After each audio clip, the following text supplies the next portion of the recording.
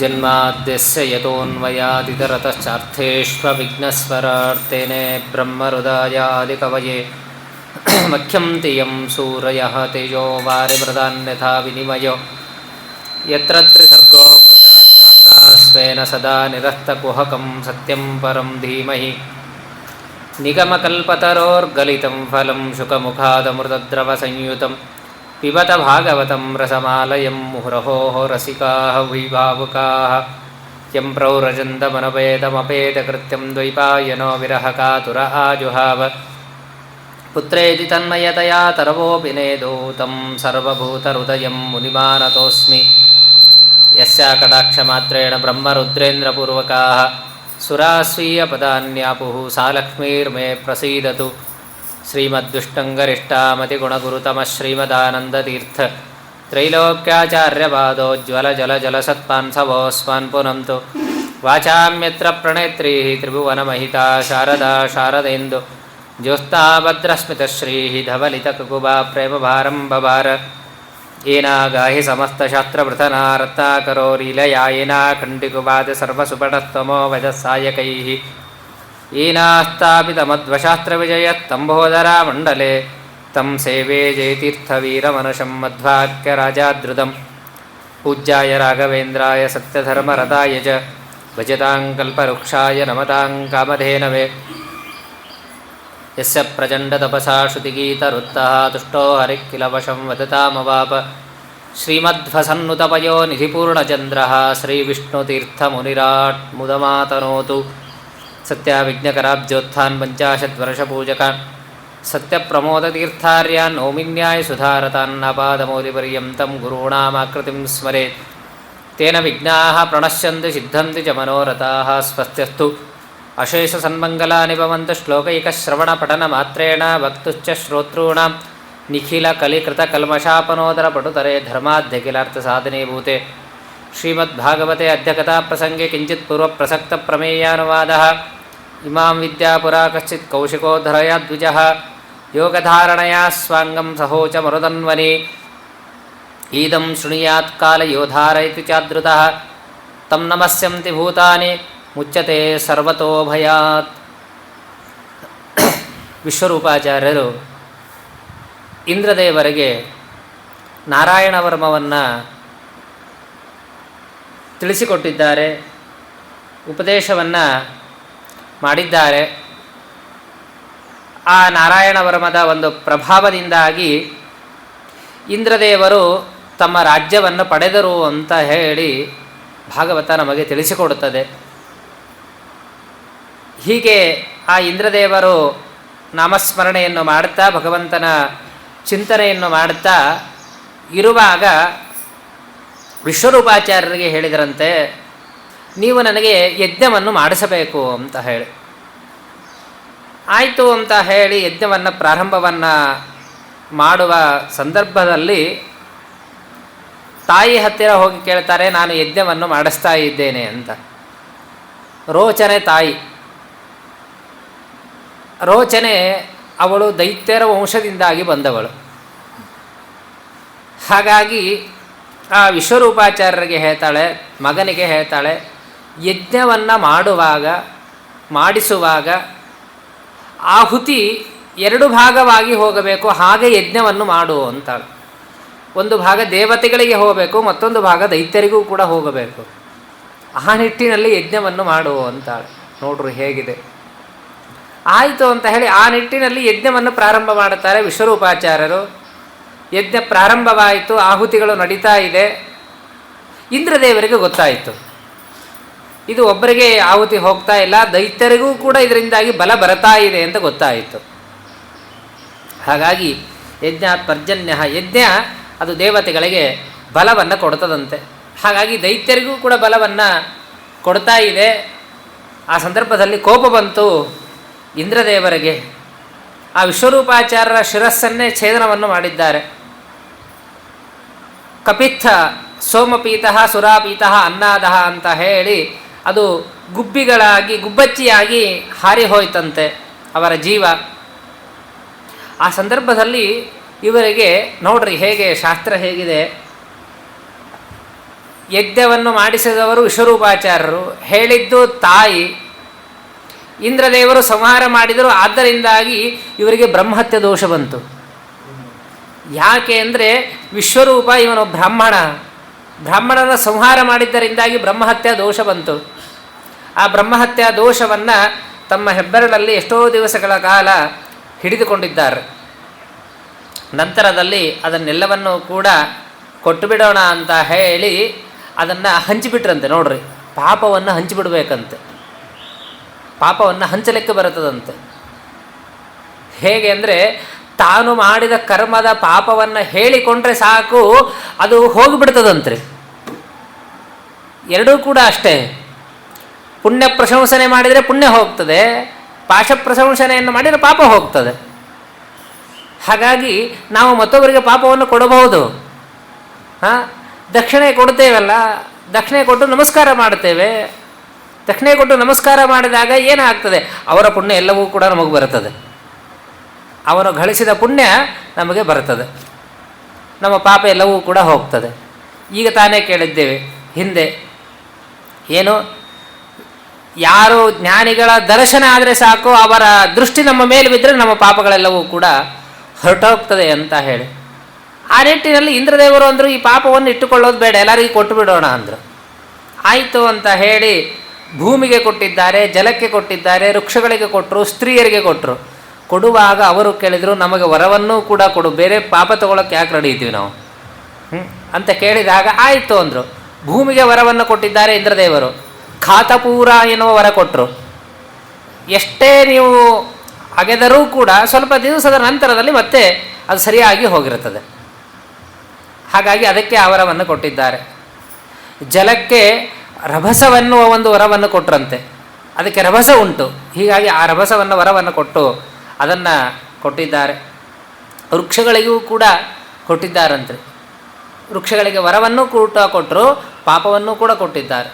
ವೃಕ್ಷಗಳಿಗೆ ಹೇಗೆ ಕೊಟ್ಟರು ಅಂದರೆ, ಕೆಲವೆಲ್ಲ ವೃಕ್ಷಗಳು ಇರ್ತವ್ರಿ, ನೋಡ್ರಿ, ಎಷ್ಟೇ ಖನನ ಮಾಡಿದರೂ ಕೂಡ, ಅದನ್ನು ಕಟ್ಟು ಮಾಡಿದರೂ ಕೂಡ ಮತ್ತೆ ಬೆಳೀತಿರ್ತದೆ. ಅದು ಸಾಕಾಗಿ ಹೋಗಿರ್ತದೆ ಅದನ್ನು.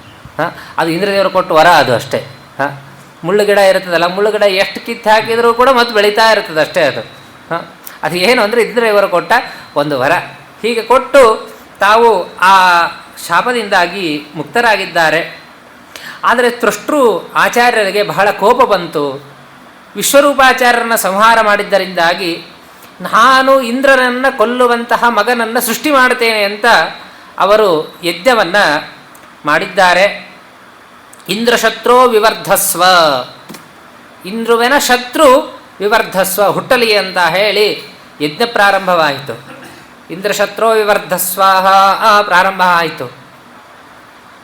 ಯಜ್ಞ ಆಗಬೇಕು, ಯಜ್ಞ ನಡೀತಾ ಇದೆ. ಆ ಸಂದರ್ಭದಲ್ಲಿ ರುದ್ರಾಸುರ ಹುಟ್ಟಿಕೊಂಡ. ದೊಡ್ಡದಾಗಿರತಕ್ಕಂತಹ ಆಕಾರ ಬಂದಿದ್ದಾನೆ, ಬೆಳೆದು ನಿಂತೇ ಬಿಟ್ಟ. ಆ ಸಂದರ್ಭದಲ್ಲಿ ತಂದೆಯನ್ನು ಕೇಳಿದ, ಏನು ಮಾಡಬೇಕು? ಏನೂ ಇಲ್ಲ, ಇಂದ್ರದೇವರ ಜೊತೆಯಲ್ಲಿ ಯುದ್ಧಕ್ಕೆ ಹೋಗಿ ಇಂದ್ರದೇವರನ್ನು ಸಂಹಾರ ಮಾಡಬೇಕು ಅಂದು. ಆಯಿತು ಅಂತ ಹೇಳಿ ಇಂದ್ರದೇವರ ಜೊತೆಯಲ್ಲಿ ಯುದ್ಧಕ್ಕೆ ಹೊರಡ್ತಾ ಇದ್ದಾನೆ ರುದ್ರಾಸುರ. ಹೋದಾಗ ಪಾಪ ಇಂದ್ರದೇವರಿಗೆ ಮತ್ತೆ ಭಯ ಪ್ರಾರಂಭವಾಯಿತು. ಭಗವಂತನನ್ನು ಪ್ರಾರ್ಥನೆಯನ್ನು ಮಾಡ್ತಾರೆ, ಏನು ಮಾಡಲಿ ಅಂತ ಹೇಳಿ. ಭಗವಂತ ಅಂದ, ಇವನನ್ನು ಸಂಹಾರ ಮಾಡೋದು ಬಹಳ ಕಷ್ಟ ಅಂದ. ಮಹಾ ದೈತ್ಯದ ಆವೇಶ ಇವನಲ್ಲಿ ಉಂಟು. ಅಷ್ಟೇ ಅಲ್ಲದೇನೆ ತ್ವಷ್ಟೃವಿನ ಒಂದು ತಪಶಕ್ತಿ ಉಂಟು. ಹಾಗಾಗಿ ಇವನನ್ನು ಸಂಹಾರ ಮಾಡೋದು ಬಹಳ ಕಷ್ಟ. ಹಾಗಾದರೆ ಏನು ಮಾಡಬೇಕು? ಭಗವನ್ಮಯ ಭದ್ರಮ್ಮೋಹೋ, ಒಂದು ಕೆಲಸವನ್ನು ಮಾಡು, ದಧೀಚಿ ಋಷಿಗಳ ಹತ್ತಿರ ಹೋಗು. ದಧೀಚಿ ಋಷಿಗಳಿಗೆ ಹೋಗಿ ಅವರನ್ನು ಕೇಳಿಕೋ, ನಿಮ್ಮ ಬೆನ್ನಿನ ಎಲಬನ್ನು ಕೊಡ್ರಿ, ನಾನು ಆಯುಧವನ್ನು ಮಾಡಿಕೊಳ್ಳುತ್ತೇನೆ ಅಂತ ಕೇಳು ಅಂದರು. ಆಯಿತು ಅಂತ ಬಂದಿದ್ದಾನೆ. ದಧೀಚಿ ಋಷಿಗಳ ಹತ್ತಿರ ಬಂದು ಇಂದ್ರದೇವರು ಕೇಳಿಕೊಳ್ಳುತ್ತಾರೆ, ಮಘವನ್ಯಾತ ಭದ್ರಮ್ಮೋಹೋ ದದಚ್ಚಾಹ ವೃಷಿಸಮ್ಮತಾಹ ವಿದ್ಯೌರತ ತಪಸ್ಸಾರಂ ಗಾತ್ರಂ ಯಾಚ್ಚ ಮಾಚಿರಂ. ಸ್ವಾಮಿ, ನಿಮ್ಮ ಆ ಎಲಬನ್ನು ಕೊಡ್ರಿ ಅಂದ. ದಧೀಚಿ ಋಷಿಗಳಂದ್ರು, ಏನು ಕೇಳಾಗತಿ ಗೊತ್ತಾ ಅಂದರು. ಯಾವುದು ಆಧಾರಭೂತೋ ಜೀವನಿಗೆ ಅದನ್ನೇ ಕೇಳ್ತಾ ಇದ್ದಿ. ಬೆನ್ನೆಲಬು ಹೋಯ್ತಾದ್ರೂ ಕಥೆನೇ ಮುಗಿದು ಹೋಯ್ತು, ಆದರೂ ಕೂಡ ಅದನ್ನು ಕೇಳಬೇಕಾ? ಪಾಪ ಕೇಳುವಾಗ ಇಂದ್ರದೇವರು ಅಂತಾರೆ ವಿದ್ಯಾವ್ರತ ತಪಸ್ಸಾರಂ ಅಂತಾರೆ. ನೀವು ಈ ದೇಹದಿಂದಾಗಿ ಬದುಕಿದವರಲ್ಲ. ನೀವು ನಿಮ್ಮ ದೇಹ ಎಂಥದ್ದು ಗೊತ್ತಾ? ವಿದ್ಯಾವ್ರತಃ ತಪಸ್ಸಾರಂ. ವಿದ್ಯೆಯಿಂದಾಗಿ ತಪಸ್ಸಿನಿಂದಾಗಿ ಕೂಡಿರ್ತಕ್ಕಂಥದ್ದೇ ಹೊರತಾಗಿ ಇದು ಪ್ರಾಕೃತವಾದ ದೇಹದಿಂದಾಗಿ ನೀವು ಬದುಕಿದವರಲ್ಲೇ ಅಲ್ಲ. ನೋಡ್ರಿ ಹೇಗಿದೆ. ಅದಕ್ಕೆ ರಾಯರ ವಿಷಯದಲ್ಲಿ ಹೇಳುವಾಗ ರಾಯರು ವೃಂದಾವನದಲ್ಲಿ ಇದ್ದಾರೆ, ದೇಹ ಇದ್ದಾರೆ ಅಷ್ಟೇ ಅಲ್ಲ ಅವರದು. ಅವರು ಯಾವ ರೀತಿಯಲ್ಲಿ ಇದ್ದಾರೆ ಅಂದರೆ ವಿದ್ಯಾವ್ರತ ತಪಸ್ಸಾರಂ, ವಿದ್ಯಾವ್ರತ ತಪಸ್ಸು ಇದರಿಂದಾಗಿ ಸರ್ವತ್ರ ವ್ಯಾಪ್ತರಾಗಿದ್ದಾರೆ. ಆದ್ದರಿಂದಲೇ ಇಷ್ಟೆಲ್ಲ ನಮಗೆ ಹೊರ ಕೊಡಲಿಕ್ಕೆ ಸಾಧ್ಯ. ಕೇವಲ ದೇಹದಿಂದಾಗಿ ಇದ್ರೆ ಮಂತ್ರಾಲಯಕ್ಕೆ ಹೋಗಬೇಕಾಯ್ತು ಅಷ್ಟೇ ನಾವು. ಆದರೆ ಅಲ್ಲೇ ಒಂದು ಕೊಡೋದಿಲ್ಲ. ಎಲ್ಲೇ ಕೈ ಮುಗಿದರೂ ಕೂಡ, ಯಾವುದೇ ವೃಂದಾವನದ ಮುಂದೆ ಕೂತು ನಾವು ಪ್ರಾರ್ಥನೆ ಮಾಡಿದರೂ ಕೂಡ ರಾಯರು ವರವನ್ನು ಕೊಡ್ತಾರೆ. ಯಾಕೆ ಕೊಡ್ತಾರೆ? ವಿದ್ಯಾವ್ರತ ತಪಸ್ಸಾರಂ. ಅವರ ದೇಹ ವಿದ್ಯಾವ್ರತ ತಪಸ್ಸು ಇದರಿಂದಲೇ ಕೂಡಿದ್ದು. ಹಾಗಾಗಿ ದತೀಚಿ ಋಷಿಗಳಿಗೆ ಪ್ರಾರ್ಥನೆಯನ್ನು ಮಾಡಿದ್ದಾನೆ. ದೇವತೆಗಳು ಅಂತಾರೆ, ಕಿಂ ತದ್ ದುಸ್ತಹಂ ಬ್ರಹ್ಮನ್ ಪುಂಸಾಂ ಭೂತಾನುಕಂಪಿನ. ಜಗತ್ತಿನ ರಕ್ಷಣೆಗಾಗೇ ಬದುಕಿರುವವ ನಿಮಗೆ ಇದೇನು ಅಸಾಧ್ಯನ ಅಂತಾರೆ. ಭೂತಾನುಕಂಪಿನ, ಜೀವರ ಮೇಲೆ ಅನುಗ್ರಹವನ್ನು ಮಾಡೋದಕ್ಕಾಗಿ ಇರುವವರಲ್ಲ ನೀವು, ಹೊರತಾಗಿ ನಿಮಗಾಗಿ ನೀವು ಇರುವವರಲ್ಲ. ಜಗತ್ತಿನ ಕಲ್ಯಾಣಕ್ಕಾಗಿ ನೀವು ಮಾಡ್ತಾ ಇದ್ದೀರಿ.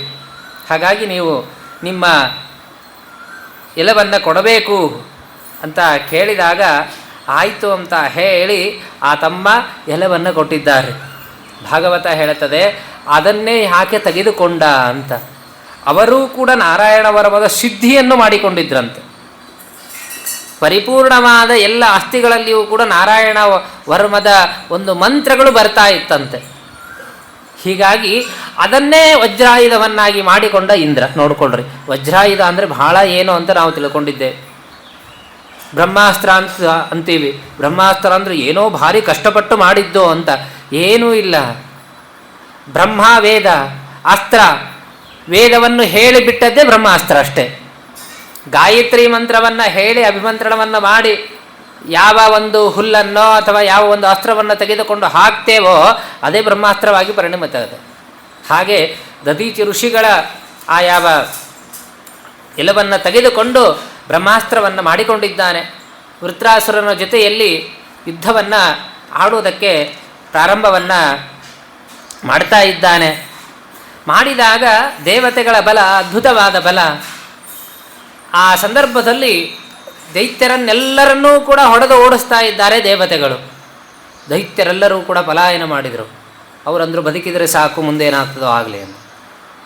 ಆ ಸಂದರ್ಭದಲ್ಲಿ ವೃತ್ರಾಸುರ ಆ ದೈತ್ಯರಿಗೆ ಅಂತಾನೆ, ಜಾತಸ್ಯ ಮೃತ್ಯುರ್ದ್ರಿವಯೇಶ ಸರ್ವತಃ ಪ್ರತಿಕ್ರಿಯಾ ಯಶ್ಚ ನಚೇಹ ಕೃಪ್ತಃ. ಯಾಕೆ ಓಡ್ತೀರಿ ಅಂದ. ಅಲ್ಲೋ ಸತ್ತು ಹೋಗ್ತೀವಲ್ಲೋ ಅಂದರು ಅವರು. ಆವಾಗ ಇವನು ಅಂತಾನೆ, ಜಾತಸ್ಯ ಮೃತ್ಯುರ್ಧ್ರುವಯೇಷ ಧ್ರುವ ಏವ ಏಷ. ವಿಚಾರ ಮಾಡಬೇಡ್ರಿ, ಎಂದು ಹುಟ್ಟಿದ್ದೇವೆ ಅಂದ ಮೇಲೆ ಒಂದು ಸಾವು ಅನ್ನೋ ನಿಶ್ಚಯ ಅಷ್ಟೇ. ಸಾವು ಕೂಡ ಬರದೇ ಕಳಿಸಾನಷ್ಟೇ. ನಮ್ಮ ಹತ್ರ ಒಂದು ಸರ್ಟಿಫಿಕೇಟ್ ಅಷ್ಟೇ ಇಟ್ಕೊಂಬಂದೀವಿ ನಾವು. ಡಾಕ್ಟ್ರು ಕೊಟ್ಟಾರ, ನಮ್ಮ ತಂದೆ ತಾಯಿ ಬೆಳೆಸಿಟ್ಟಾರ. ಹುಟ್ಟಿದ ಸರ್ಟಿಫಿಕೇಟ್ ಅಷ್ಟೇ ನಮ್ಮ ಕೈಯಾಗದ. ಆದರೆ ಅವತ್ತೇ ಬರೆದು ಇಟ್ಟುಬಿಟ್ಟಾನೆ ಅಷ್ಟೇ ನಮ್ಮ ಸಾವಿನ ಒಂದು ಸರ್ಟಿಫಿಕೇಟು. ಅದು ನಮ್ಮ ಕೈಯಾಗ ಕೊಟ್ಟು ಕಳಿಸಿಲ್ಲ ಅಷ್ಟೇ. ಕೊಟ್ಟಿದ್ರು ಭಾಳ ಕಷ್ಟ ಇತ್ತು. ಹೀಗಾಗಿ ಕೊಟ್ಟು ಕಳಿಸೋದಿಲ್ಲ ಅಷ್ಟೇ ಭಗವಂತ. ಹಾಗಾಗಿ ಜಾತಸ್ಯ ಮೃತ್ಯುರ್ಧ್ರುವಯೇಷ ಸರ್ವತಃ. ಯಾವನು ಜೀವ ಹುಟ್ಟಿದ್ದಾನೆ ಅಂದಮೇಲೆ ಅವನಿಗೆ ಸಾವು ನಿಶ್ಚಯ. ಅದಕ್ಕೆ ಯಾಕೆ ವಿಚಾರ ಮಾಡಬೇಕು? ಎಲ್ಲಿ ಯಾವ ರೀತಿಯಲ್ಲಿ ಹೇಗೆ ನಮ್ಮ ಮರಣ ಇದೆ ನಮಗೆ ಗೊತ್ತಿಲ್ಲ, ಅದು ಭಗವಂತನಿಗೆ ಗೊತ್ತು ಅಂತಾನೆ ಅವನು. ಯುದ್ಧದಲ್ಲೇ ಸಾಯ್ತಿದ್ದಿ, ಅದೇ ನಿಶ್ಚಯ ಇಲ್ಲ. ಯುದ್ಧದಲ್ಲೇ ನಿಶ್ಚಯ ಇಲ್ಲ. ನಂತರದಲ್ಲಿ ಸುಮ್ಮನೆ ಕೂತಾಗಲೂ ಕೂಡ ಆರಾಮಾಗಿರ್ತೀನಿ, ಅದು ಕೂಡ ನಿಶ್ಚಯ ಇಲ್ಲ. ಯಾವಾಗ ಯಾವ ಸಂದರ್ಭದಲ್ಲಿ ಯಾವ ರೀತಿಯಲ್ಲಿ ಆದರೂ ಕೂಡ ನಿನ್ನ ಮರಣ ಎನ್ನುವುದು ನನಗೆ ಪ್ರಾಪ್ತವಾಗಬಹುದು. ಅದಕ್ಕೆ ಬೇಗ ಸಾಧನೆ ಮಾಡಿಕೊಳ್ಬೇಕಷ್ಟೆ. ಜಾತಸ್ಯ ಧ್ರುವ ಮೃತ್ಯು. ಒಂದು ಸಂದರ್ಭದಲ್ಲಿ ಪಾಪ ದೇವತಾ ಸಭೆ ನಡೆದಿತ್ತಂತೆ. ದೇವತಾ ಸಭೆ ನಡೆದಾಗ ಎಲ್ಲ ದೇವತೆಗಳು ಕೂಡ ಬರ್ತಾ ಇದ್ದರು. ಆ ಸಂದರ್ಭದಲ್ಲಿ ಯಮದೇವರು ಕೂಡ ಬಂದರು. ಆ ಸಭೆಯನ್ನು ಪ್ರವೇಶ ಮಾಡುವಾಗ ಹೊರಗಡೆ ಒಂದು ಪಾಪ ಗುಬ್ಬಚ್ಚಿ ಕೂತಿತ್ತು. ಗುಬ್ಬಚ್ಚಿಯನ್ನು ಪಾಪ ಯಮದೇವರು ನೋಡಿದರು, ನಗ್ತಾ ಒಳಗಡೆ ಹೋದರು. ಸಭೆ ಒಳಗಡೆ ಹೋದರು. ಇದನ್ನು ಗರುಡ ದೇವರು ನೋಡಿದರು. ಗರುಡ ಅಂದ, ಪಾಪ ಗುಬ್ಬಚ್ಚಿ ಏನು ಕಾದಿದೆಯೋ ಏನೋ. ಯಮದೇವರ ದೃಷ್ಟಿ ಅದರ ಮೇಲೆ ಬಿತ್ತು. ಅಂತ ಹೇಳಿ ವಿಚಾರ ಮಾಡಿದ. ಯಮದೇವರ ದೃಷ್ಟಿ ಬಿದ್ದದಂದಮೇಲೆ ಮುಗಿತಿನ ಕತಿ ಅಂತ. ಕೆಲವೆಲ್ಲ ಹಾಗೆ ಅಂದ್ಕೊಂಡಿರ್ತೀವಿ ರೀ. ಎದ್ದು ಕೂಡಲೇ ಯಾರಾದರೂ ಕೂಡ ನೋಡಿದ್ವಿ ಅಂದರೆ ಇವತ್ತೇನು ಕಾದದೋ ಏನೋ ಅಂದ್ಕೊಳ್ತೀವಿ, ಹೌದಲ್ವ?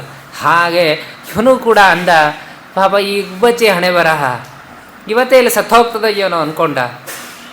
ಪಾಪ ಇದನ್ನು ರಕ್ಷಣೆ ಮಾಡಬೇಕು ಅಂತ ಹೇಳಿ ತನ್ನ ಕಾಲಿನಲ್ಲಿ ಇಟ್ಟುಕೊಂಡು ತೆಗೆದುಕೊಂಡು ಹೋಗಿ ದಂಡಕಾರಣ್ಯ ಅಂತ ಹೇಳಿ ಅಲ್ಲಿ ಒಂದು ಕೊಠರ ಗಿಡ, ಅದರ ಪೊದೆಯಲ್ಲಿ ಆ ಗುಬ್ಬಚ್ಚಿಯನ್ನು ಇಟ್ಟು ಬಂದಂತೆ. ಸಭೆ ಮುಗೀತು. ಸಭೆ ಮುಗಿದ ಮೇಲೆ ಮತ್ತೆ ಹೊರಗಡೆ ಹೋಗಬೇಕು. ಯಮದೇವರು ನೋಡಿದರು, ಗುಬ್ಬಚ್ಚಿ ಇಲ್ಲೇ ಇಲ್ಲ. ಪಾಪ ಗರುಡದೇವರು ನಗ್ಲಕ್ಕೆ ಪ್ರಾರಂಭ ಮಾಡಿದ್ರಂತೆ. ಯಾಕೆ ಅಂತ ಕೇಳಿದರು. ಇಲ್ಲ, ನಿನ್ನ ದೃಷ್ಟಿ ಬಿದ್ದಿತ್ತು, ಅದನ್ನು ರಕ್ಷಣೆ ಮಾಡಬೇಕು ಅಂತ ಹೇಳಿ ಅಲ್ಲಿ ಇಟ್ಟು ಬಂದೆ, ಒಯ್ದುಬಿಟ್ಟೆ ಅಂತ. ಆವಾಗ ನಾನು ಅಕ್ಕಿದ್ದು ಯಾಕೆ ಅಂತ ಗೊತ್ತಾಯಿತಾ ಅಂದ್ರಂತೆ ಯಮದೇವರು. ಏನು ಇಲ್ಲ, ಭಗವದ್ ಆಟ ಹೇಳೋಕ್ಕಾಗೋದಿಲ್ಲ. ನೀನು ಅಲ್ಲಿ ಒಯ್ದು ರಕ್ಷಣೆ ಮಾಡಬೇಕು ಅಂತ ಇಟ್ಟು ಬಂದು, ಆದರೆ ಅದನ್ನು ಆಗಲೇ ಸರ್ಪ ನುಂಗಿ ಹಾಕಿದೆ ಅಂದ್ಬಿಟ್ರಂತಷ್ಟೇ. ಆಶ್ಚರ್ಯ ಆಯ್ತಂತೆ ಆ ಗರುಡದೇವರಿಗೆ. ಏನಿದು? ಇಲ್ಲ, ನಾನು ಅಕ್ಕಿದ್ದು ಯಾಕೆ ಗೊತ್ತಾ ಅಂತಾರೆ. ಇದು ದಂಡಕಾರಣ್ಯದಲ್ಲಿ ಹೋಗಿ ಮರಣವನ್ನು ಹೊಂದಬೇಕು. ಇಷ್ಟು ಪುಟ್ಟದಾದ ಗುಬ್ಬಿ ಅಲ್ಲಿವರೆಗೂ ಕೂಡ 5 ನಿಮಿಷದಲ್ಲಿ ಹೇಗೆ ಹೋಗ್ತದೆ ಅಂತ ವಿಚಾರ ಮಾಡ್ತಾ ಇದ್ದೆ. ಭಗವತ್ ಸಂಕಲ್ಪ ನಿನ್ನ ಕೈಯಿಂದಾಗಿ ಮಾಡಿಸಿ ಅದನ್ನು ಪ್ರಾಣವನ್ನು ಕಳೆದ ಅಂತ ಹೇಳಿ. ಹಾಗೆ ಭಗವಂತನ ಸಂಕಲ್ಪ ಇತ್ತು ಅಂದರೆ ಏನೂ ಕೂಡ ಮಾಡಲಿಕ್ಕಾಗೋದಿಲ್ಲ. ಅವನೇ ರಕ್ಷಣೆಯನ್ನು ಮಾಡುವನು, ಅವನೇ ಸಂಹಾರವನ್ನು ಕೂಡ ಮಾಡುವನು ಅಷ್ಟೇ. ಹಾಗಾಗಿ ಜಾತಸ್ಯ ಮೃತ್ಯು ಧ್ರುವಯೇವ ಸರ್ವಶಃ. ಹುಟ್ಟಿದವನಿಗೆ ಸಾವು ತಪ್ಪಿದ್ದಲ್ಲ, ಯುದ್ಧವನ್ನು ಮಾಡ್ರಿ ಅಂತಾನೆ. ಯುದ್ಧದಲ್ಲಿ ತಾನೂ ಕೂಡ ಯುದ್ಧವನ್ನು ಮಾಡ್ತಾ ಇದ್ದಾನೆ. ಮಾಡ್ತಾ ಅವನು ಅಂತಾನೆ, ಅಥೋ ಹರೇಮೇ ಕುಲಶೀಲ ವೀರ. ಭಗವಂತನ ಪಾದವನ್ನು ಸೇರೋಣ ಯುದ್ಧವನ್ನು ಮಾಡಿ. ಅಹಂ ಹರೇ ತವ ಪಾದೈಕ ಮೂಲ ದಾಸಾನುದಾಸೋ ಭವಿತಾಸ್ಮಿ ಭೂಯ. ಯುದ್ಧದಲ್ಲಿ ಗೆದ್ದರೆ ಜಯ, ಇಲ್ಲದೆ ದಾಸಾನುಭೂಯ. ಭಗವಂತನ ಪಾದವನ್ನು ಸೇರಿ ನಾವು ಅನುಗ್ರಹವನ್ನು ಪಡೆಯೋಣ. ನನಾಕಪೃಷ್ಟಂ ನ ಚ ಪಾರಮೇಷ್ಟಂ ನ ಸಾರ್ವಭೌಂ ನ ಸರಾಧಿಪತ್ಯಂ ನ ಯೋಗ ಸಿದ್ಧಿರ್ ಅಪುನರ್ಭವಂ ಸ್ಯಾ ಅಸಜ್ಜತಾಂ ವೀರಹಯ್ಯಾಕಾಂಕ್ಷೆ. ಪಾಪ ಅವನು ಅಂತಾನೆ, ಯಾವುದೂ ಕೂಡ ಬೇಕಾಗಿಲ್ಲ ನನಗೆ. ನಿಜವಾಗಿ ಯುದ್ಧ ಮಾಡ್ತಾ ಇದ್ದಾನ್ರಿ. ಯುದ್ಧ ಮಾಡುವಾಗ ಇರುವ ಬುದ್ಧಿ ತಾಮಸ ಬುದ್ಧಿ. ಅದು ನಿಜವಾಗಿಯೂ ಕೂಡ ತಾಮಸ ಬುದ್ಧಿ ಇದ್ದಾಗ ಮಾತ್ರ ಕ್ರೋಧಾದಿಗಳು ಬರ್ತದೆ, ಇಲ್ಲದೆ ಹೋದರೆ ಕ್ರೋಧ ಬರೋದೇ ಇಲ್ಲ.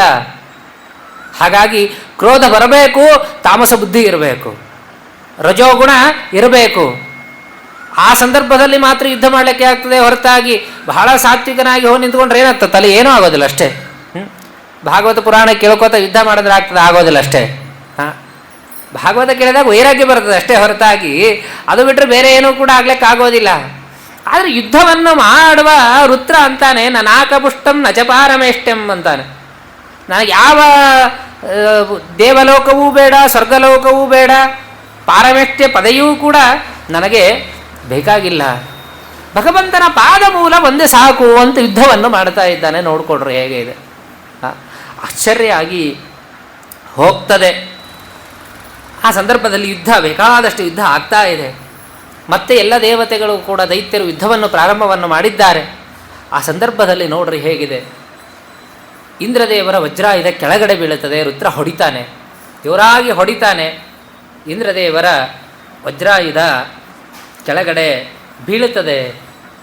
ಇಂದ್ರದೇವರಿಗೆ ಸಂಕೋಚ ಆಗ್ತದೆ. ಒಬ್ಬ ದೈತ್ಯ ನನ್ನನ್ನು ಹೊಡೆದು ಬಿಟ್ಟಲ್ಲ, ಅದು ವಜ್ರಾಯುಧ ಕೆಳಗೆ ಬಿತ್ತು ಅಂತ ಹೇಳಿ ಆ ಮುಖವನ್ನು ಕೆಳಗೆ ಮಾಡ್ತಾರೆ. ಯುದ್ಧಕ್ಕೆ ಮನಸ್ಸು ಬರೋದಿಲ್ಲ. ಆ ಸಂದರ್ಭದಲ್ಲಿ ಹೇಗಿರಬೇಕು ನೋಡ್ರಿ. ರುದ್ರ ಆಡುವ ಮಾತು, ಆ ವಜ್ರಾಯುಧವನ್ನು ಎತ್ತಿ ಇಂದ್ರದೇವರಿಗೆ ಕೊಡ್ತಾನಂತೆ. ಇಂದ್ರದೇವರಿಗೆ ತಲೆ ಮತ್ತೆ ಕೆಳಗೆ ಹಾಕಿದರು. ಏನು ರುದ್ರ, ಏನು ಮಾಡ್ತಾ ಇದ್ದೀಯ? ಹಾಗೆ ರುದ್ರ ಇಂದ್ರದೇವರಿಗೆ ಹೇಳ್ತಾನೆ, ಓಜಃ ಸಹೋ ಬಲಂ ಪ್ರಾಣಂ ಅಮೃತಂ ಮೃತ್ಯುಮೇವಚ ತಮ್ಮ ಅಜ್ಞಾಯ ಜನೋಹೇತುಂ ಆತ್ಮಾನಂ ಮನ್ಯತೆ ಜಡಃ. ಏನು ಇಂದ್ರದೇವ, ನೀನು ಸೋತಿ ನಾನು ಗೆದ್ದೆ, ಎಲ್ಲಿದು ಅಂದ ಅವನು. ತಾನೇ ಅಂತಾನೆ, ಓಜಃ ಸಹೋ ಬಲಂ ಪ್ರಾಣಂ ಅಮೃತಂ ಮೃತ್ಯುಮೇವಚ. ಎಲ್ಲವೂ ಕೂಡ ನಂದು ನಂದು ನಂದು ಅಂದ್ಕೊಂಡಿವಿ ಅಷ್ಟೇ.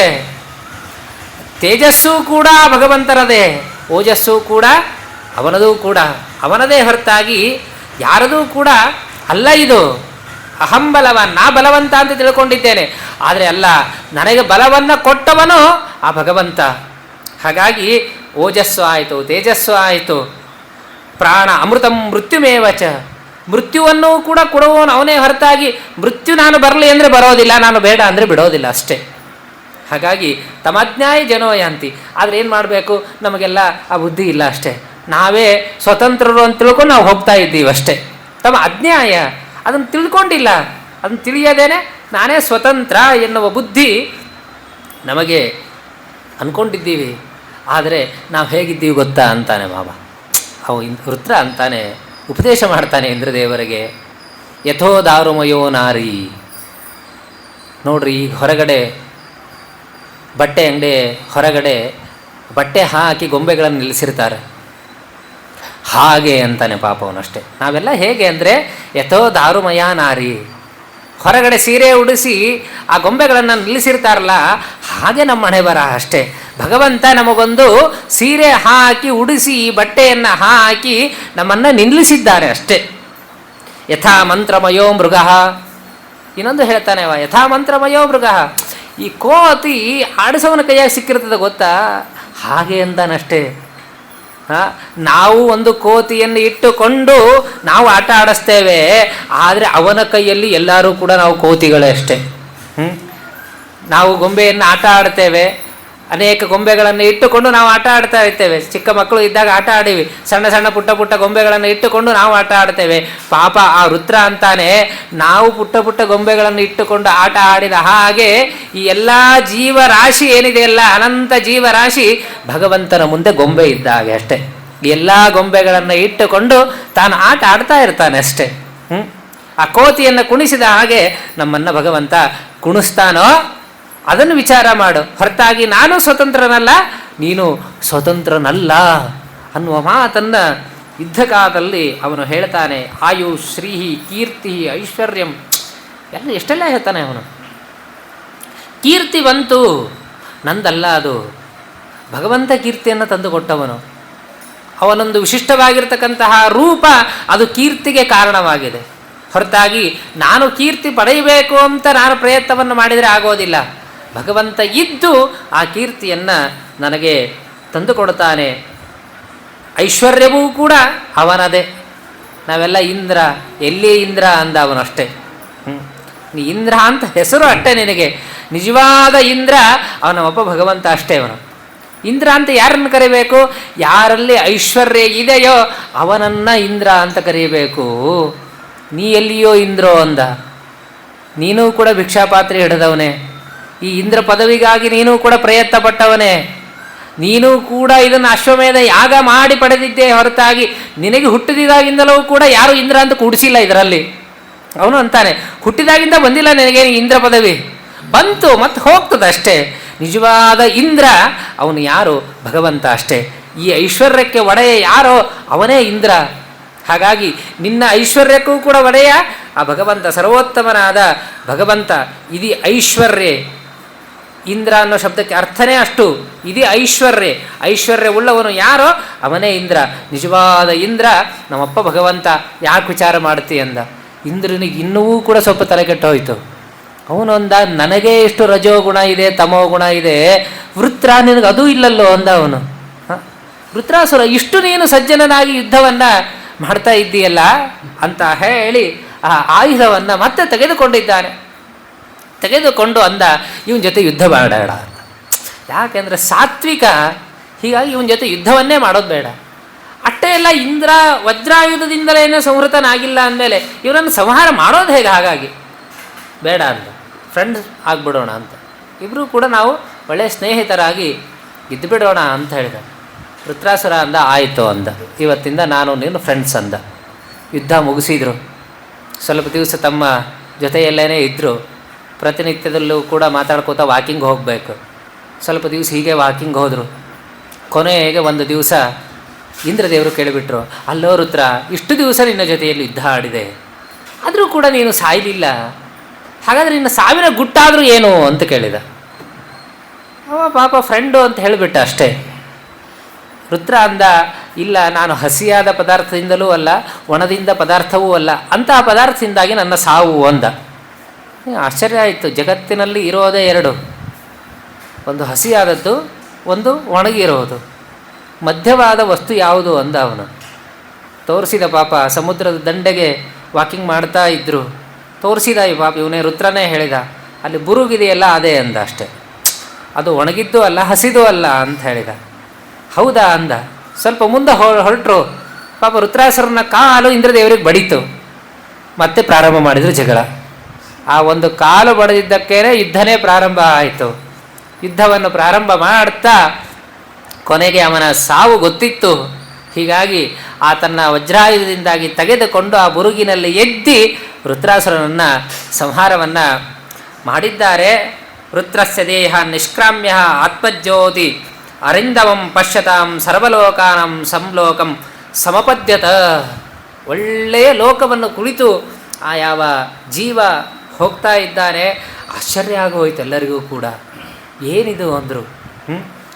ರಜಸ್ತಮ ಸ್ವಭಾವಸ್ಯ ಬ್ರಹ್ಮನ್ ರುದ್ರಸ್ಯ ಪಾಪ್ಪನಃ ನಾರಾಯಣೇ ಭಗವತಿ ಕಥಮಾಸೀತ್ ದೃಢಾರತಿ.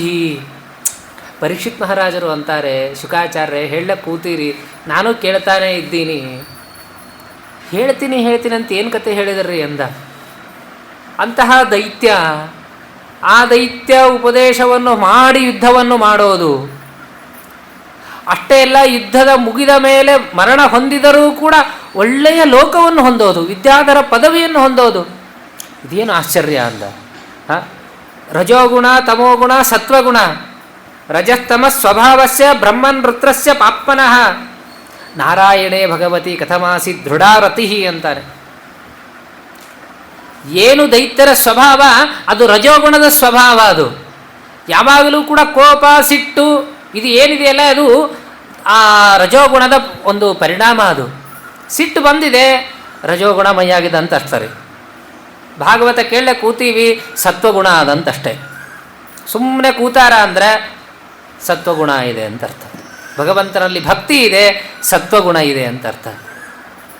ಸ್ವಲ್ಪ ಕೋಪ ಬಂತು, ರಜೋಗುಣ ಹೊಕ್ಕೊಂಡಿದೆ ಅಂತಷ್ಟೇ. ರಜೋಗುಣದ ಆ ಏನು ಕಾರ್ಯ ಅದೇನಿದೆಯಲ್ಲ ಅದು ಕೋಪ, ಸಿಟ್ಟು. ಇನ್ನು ತಮೋಗುಣ ಒಂದಿದೆ ರೀ. ಆ ತಮೋಗುಣದ ಪ್ರಭಾವ ಏನು ಅಂದರೆ ಅದು ಯುದ್ಧಕ್ಕೆ ಬರೋದು, ಒಬ್ಬರು ಹೊಡೆದೇ ಬಿಡೋದು. ಅದೇನದಲ್ಲ ತಮೋಗುಣ. ಅದು ಬೈದೀವಿ ಅಂದರೆ ರಜೋಗುಣ ಆದಂತ ಅರ್ಥ, ಹುಡ್ರನ್ನ ಹೊಡೆದೀವಿ ಅಂದರೆ ತಮೋಗುಣಮಯ ಬಂದದಂತ ಅರ್ಥ. ಹಾಗಾಗಿ ರಾಜರು ಅಂತಾರೆ, ರಜಸ್ತಮ ಸ್ವಭಾವಸ್ಯ ಬ್ರಹ್ಮನ್ ರುದ್ರಸ್ಯ ಪಾಪ್ಪನಃ ನಾರಾಯಣೇ ಭಗವತಿ. ಭಗವಂತನಲ್ಲಿ ಇಷ್ಟು ಭಕ್ತಿ ಇತ್ತಲ್ಲ ಹೇಗೆ ಅಂತ ಕೇಳ್ತಾರವರು. ಯಾವ ಕಾರಣದಿಂದಾಗಿ ಆ ವೃತ್ರಾಸುರರಿಗೆ ಇಷ್ಟು ಭಗವಂತನಲ್ಲಿ ಭಕ್ತಿ ಬರೋದಕ್ಕೆ ಕಾರಣ ಆಗಿದೆ.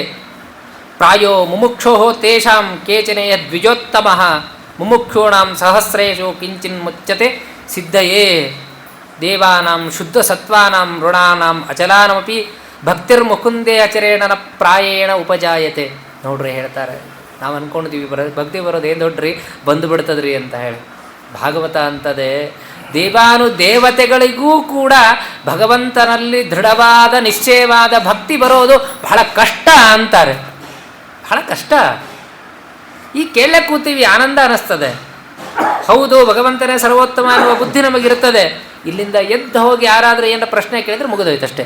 ಹೌದಲ್ರಿ, ನಾನು ಅಂದ್ಕೊಂಡೆ ಆಚಾರ್ಯನ ಕೇಳಬೇಕಾಗಿತ್ತು, ಆಚಾರ್ಯ ಹೇಳಿದ್ರೆ ಕೇಳಿ ಬಂದುಬಿಟ್ಟೆ ಅಂತ ಹಿಂಗಂತೀವಿ. ಹೌದಲ್ವ, ನಾನೇ ಸರ್ವೋತ್ತಮನೋ, ನಾನೇ ಎಲ್ಲ ಮಾಡೋನು, ದೇವ್ರೇನು ಮಾಡ್ತಾನಂತ ಯಾರಾದರೂ ಕೂಡ ಸ್ವಲ್ಪ ಹೇಳಿದರೆ ಸಾಕು, ಹೌದು ಅನಿಸ್ಬಿಡ್ತದೆ. ದೃಢವಾದ ಭಕ್ತಿ ಬರುವುದು ಬಹಳ ಕಷ್ಟ. ಎಲ್ಲ ಕಾಲದಲ್ಲಿಯೂ ಕೂಡ ಭಗವಂತನಲ್ಲಿ ಭಕ್ತಿ. ಅವನಿಗೆ ಬಂದಿದ್ದು ಯಾವ ಕಾಲದಲ್ರಿ? ಯುದ್ಧದ ಕಾಲದಲ್ಲಿ ಭಗವಂತನಲ್ಲಿ ಭಕ್ತಿ. ಇದು ಹೇಗೆ ಸಾಧ್ಯ ನಮಗೆ? ನಾವು ಭಗವಂತನ ಪೂಜೆ ಕೂತಿರ್ತೀವಿ, ಅವಾಗ ಬರೋದೇ ಕಷ್ಟ ನಮಗೆ. ಅದಕ್ಕಾಗೇ ಮೀಸಲಿಟ್ಟ ಸಮಯ ಅದು. ಅವಾಗೇ ಭಕ್ತಿ ಬರೋದಿಲ್ಲ. ಇನ್ನು ಯಾವ್ಯಾವುದೋ ಕಾಲದಲ್ಲಿ ಯುದ್ಧ ಮಾಡುವಾಗ, ಮಕ್ಕಳು ಬೈಯುವಾಗ, ಇದೆಲ್ಲವೂ ಕಾಲದಲ್ಲಿ ಹೇಗೆ ಬರಲಿಕ್ಕೆ ಸಾಧ್ಯ? ಮುಕ್ತಾನಾಮಪಿ ಸಿದ್ಧಾನಾಮ್ ಅಂತಾರೆ.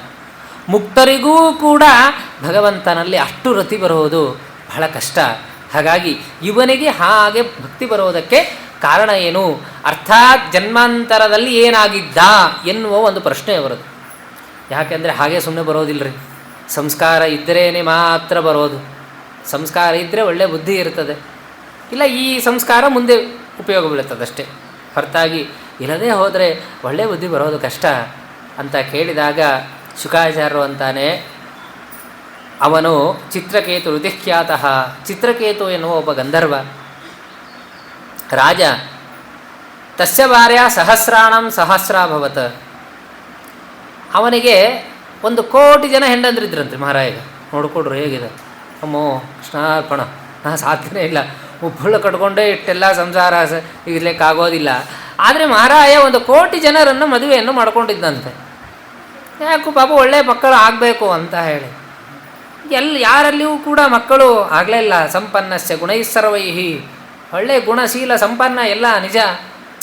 ಆದರೆ ಪುತ್ರರು ಇಲ್ಲ. ಆ ಸಂದರ್ಭದಲ್ಲಿ ಅಗಸ್ತ್ಯರು ಬಂದಿದ್ದಾರೆ.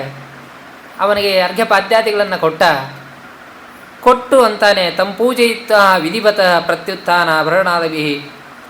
ಅವರಿಗೆ ಹೇಳ್ತಾನೆ, ಸ್ವಾಮಿ ಅಪುತ್ರಸ್ಯ ಗತಿರ್ನಾಸ್ತಿ, ಮಕ್ಕಳು ಇಲ್ಲ ಅಂದರೆ ಸದ್ಗತಿ ಆಗೋದಿಲ್ಲ, ಹೀಗಾಗಿ ಒಳ್ಳೆಯ ಮಕ್ಕಳು ಬೇಕು, ಇದಕ್ಕಾಗಿ ನೀವು ಅನುಗ್ರಹವನ್ನು ಮಾಡಬೇಕು ಅಂತ ಕೇಳಿದಾಗ ಅವರು ಅಂತಾರೆ, ಯಸ್ಯಾತ್ಮಾನುಶೇಷಸ್ಯ ಸರ್ವೇ ತದ್ಭೂಷ ಗಾಯಿಮೇ.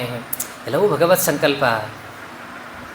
ನೀ ಇಟ್ಟ ಹಾಗೆ ಇರುವೇನಾರೆ, ನೀ ಏನಿಟ್ಟಿರ್ತೀಯೋ ಕೊಟ್ಟಿದ್ದನ್ನು ತಗೊಂಡು ಸ್ವೀಕಾರ ಮಾಡಿರಬೇಕೆ ಹೊರತಾಗಿ ಅಯೋಗ್ಯಮಿಚ್ಛನ್ ಪುರುಷ ಪತಂತೇವನ ಸಂಶಯ.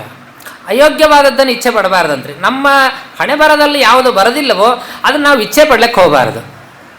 ಇಟ್ಟಂಗೆ ಇರುವೇನೋ ಹರೇ, ಸ್ವಾಮಿ ನೀ ಏನು ಕೊಡ್ತೀಯೋ ಅಷ್ಟೊಳಗೆ ಸಂತೋಷದಿಂದಾಗಿ ಇರ್ತೀನಿ, ಇಷ್ಟೇ ಅನ್ನಬೇಕೇ ಹೊರತಾಗಿ ನನಗೆ ಪ್ರಾರಬ್ಧ ಇಲ್ಲದೇ ಇದ್ದದ್ದನ್ನು ನಾನು ಭೋಗವನ್ನು ಮಾಡ್ತೇನೆ ಅನ್ನೋದು ಒಳ್ಳೆಯದಲ್ಲೋ.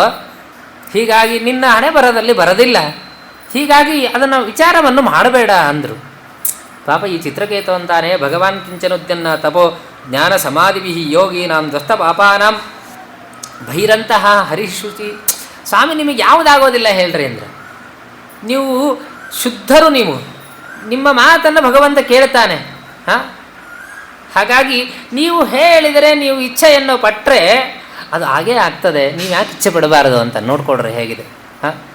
ಉನ್ನತ ಪ್ರಾರ್ಥಿತಾ ಶೇಷ ಸಂಸಾಧಕಂ ಸನ್ನತಾ ಲೌಕಿಕಾನಂದದ ಶ್ರೀಪದಂ ಭಿನ್ನ ಕರ್ಮಾಶ್ರಯ ಪ್ರಾಣಿ ಸಂಪ್ರೇರಕಂ ತನ್ನ ಕಿಂ ನೇತಿ ವಿದ್ವತ್ಸು ಮೀಮಾಂಸಿತಂ ಪ್ರೀಣಯಾಮೋ ವಾಸುದೇವಂ. ಉನ್ನತ ಪ್ರಾರ್ಥಿತಾ ಅಶೇಷ ಸಂಸಾಧಕಂ. ಜ್ಞಾನಿಗಳು ಯಾವುದನ್ನು ಇಚ್ಛೆಯನ್ನು ಪಡ್ತಾರೋ, ಯಾವುದನ್ನು ಪ್ರಾರ್ಥನೆಯನ್ನು ಮಾಡಿಕೊಳ್ತಾರೋ ಅದನ್ನು ಭಗವಂತ ಇಚ್ಛಾಪೂರ್ವಕವಾಗಿ ಕೊಟ್ಟು ಬಿಡ್ತಾನಂತೆ. ಹಾಗಾಗಿ ಇವನು ನೀವು ಪ್ರಾರ್ಥನೆ ಮಾಡಿಕೊಳ್ರಿ, ನನ್ನ ಸಲುವಾಗಿ ನೀವು ಪ್ರಾರ್ಥನೆ ಮಾಡಿಕೊಂಡ್ರೆ ಆಗ್ಬೋದಲ್ಲ ಅಂತ ಕೇಳಿದ್ದಾನೆ. ಆವಾಗ ಪಾಪ ಅವರು ಅಂತಾರೆ, ನೋಡು ನಾ ಪ್ರಾರ್ಥನೆ ಮಾಡ್ತೇನೆ, ಅದರಿಂದಾಗಿ ನಿನಗೆ ದುಃಖವೂ ಉಂಟು ಸುಖವೂ ಉಂಟು, ವಿಚಾರ ಮಾಡು ಅಂದ. ಅವನು ಸುಖ ಅಂದ್ರೆಲ್ಲ ಸಾಕು ಅಂದ. ಅದರೊಳಗೆ ಸುಖ ಅನ್ನೋ ಶಬ್ದ ಅದಲ್ಲ, ಅಷ್ಟು ಸಾಕು ಅಂದ. ಮುಂದಿನ ದುಃಖ ನೋಡ್ಕೋಣ ಅಂತ. ಹಾಗೆ ಇರ್ತೀರಿ ನಮ್ಮ ಮನೆ ಬರ. ಈಗಂತರೂ ಕೂಡ ತಿಂದು ಬಿಡೋಣ್ರಿ, ಮುಂದೆ ಏನಾಗ್ತದೆ ಆಗಲಿ ಅಷ್ಟೇ.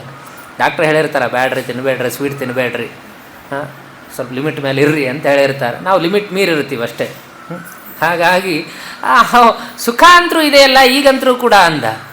ದುಃಖ ಇರಲಿ, ಸುಖ ಇದೆಯಲ್ಲ, ಪುತ್ರ ಸಂತಾನದಿಂದಾಗಿ ಸುಖ ಇದೆಯಲ್ಲ, ಆ ಸುಖ ನನಗೆ ಬೇಕು ಅಂದ. ಆಯಿತು ಅಂತ ಹೇಳಿ ಅವರ ಅನುಗ್ರಹವನ್ನು ಮಾಡಿ ಒಳ್ಳೆಯ ಸಂತಾನಕ್ಕಾಗಿ ಪ್ರಾರ್ಥನೆಯನ್ನು ಮಾಡಿದ್ದಾರೆ. ತಪಸ್ಪೂರ್ವಕವಾದ ಒಂದು ಫಲವನ್ನು ಕೊಟ್ಟಿದ್ದಾರೆ. ಫಲವನ್ನು ಯಾರಿಗೆ ಕೊಡಬೇಕು ವಿಚಾರ ಮಾಡಿಕೊಡ್ರಿ. 1,000,000 ಜನ ಹೆಂಡಂದ್ರಿದ್ದಾರೆ, ಇವರು ಕೊಟ್ಟಿದ್ದು ಒಂದು ಹಣ್ಣು.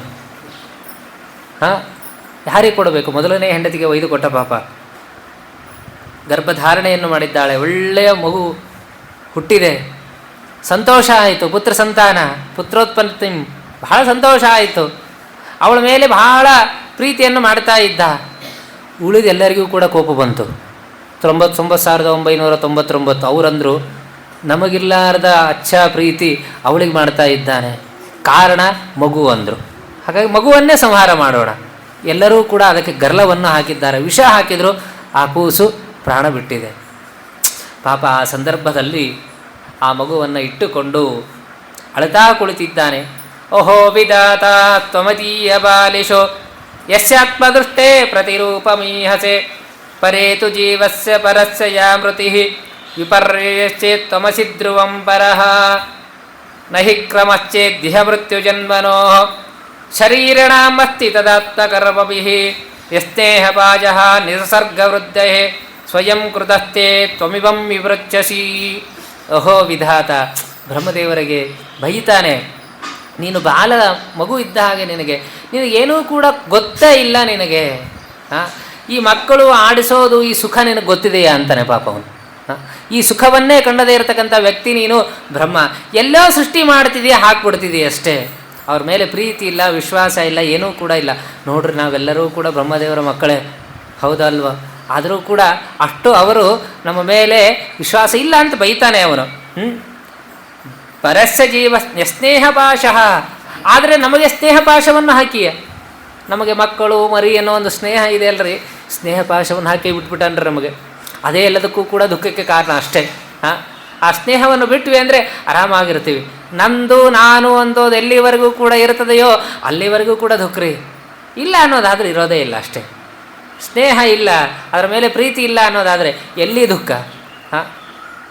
ಆಗ ಎಲ್ಲರಿಗೂ ದುಃಖ ಆಗೋದು ಅನ್ನೋದಾದರೆ ಯಾವಾಗಲೂ ಕೂಡ ಆಗಬೇಕು.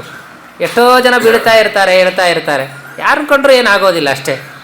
ನಮ್ಮ ಕೂಸು ಬಿದ್ದು ಬಂತು ಅಂದರೆ ಪಾಪ ಅಯ್ಯೋ ಅಂತೀವಿ ಅಷ್ಟೇ. ಯಾಕೆ? ಅದರ ಮೇಲೆ ಸ್ನೇಹವನ್ನು ಹಾಕ್ಯಾನ ನಮಗೆ ಭಗವಂತ.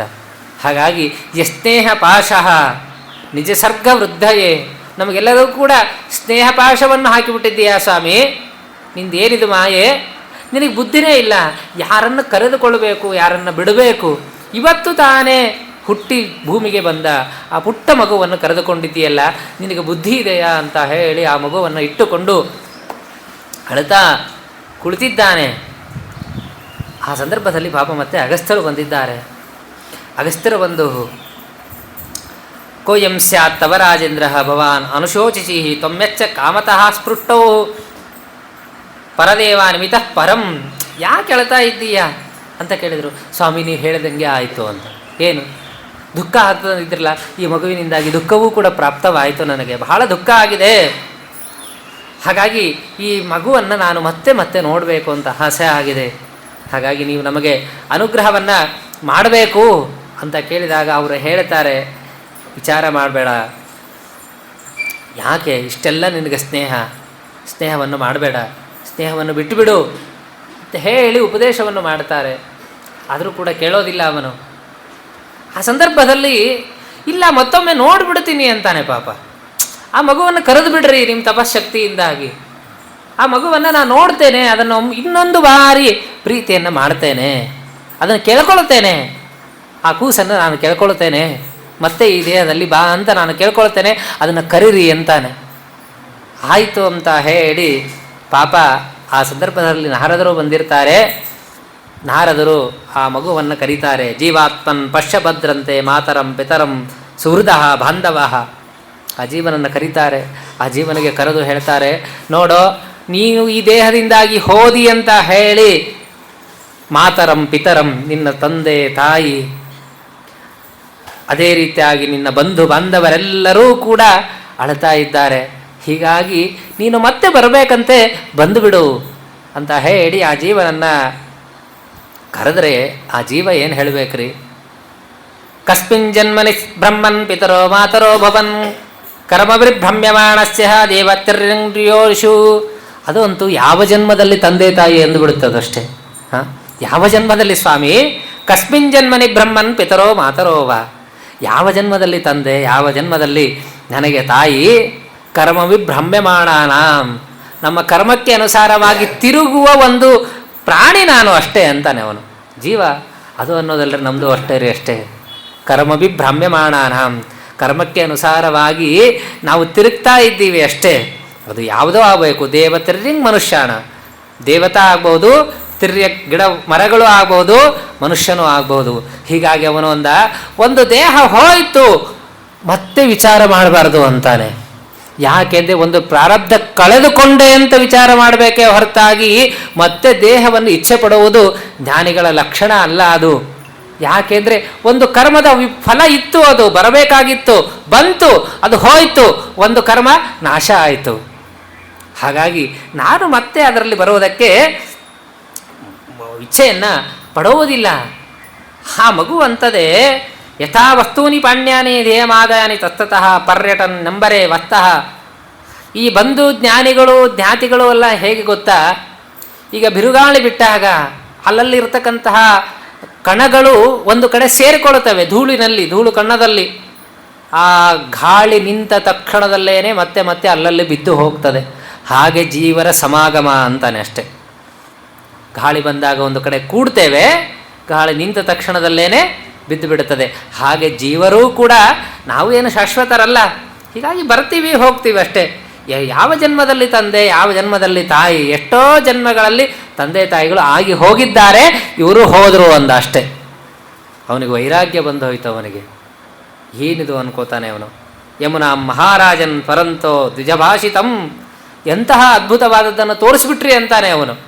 ಎಲ್ಲರಿಗೂ ಕೂಡ ಉಪದೇಶ ಮಾಡೋದು ಕೇಳಿದ್ದೀನಿ, ಆದರೆ ಪ್ರತ್ಯಕ್ಷವಾಗಿ ನನಗೆ ವೈರಾಗ್ಯವನ್ನು ತರಿಸಿಕೊಟ್ರಿ ಅಂದ ಅವನು. ಇದು ಆಯಿತಂದ್ರೆ ಯಾರೂ ಕೂಡ ಉಳಿಲಿಕ್ಕೆ ಸಾಧ್ಯನೇ ಇಲ್ಲರಿ. ಸಾಕ್ಷಾತ್ ಜೀವನೇ ಬಂದು ಹೇಳ್ತಾ ಇದ್ದಾನೆ.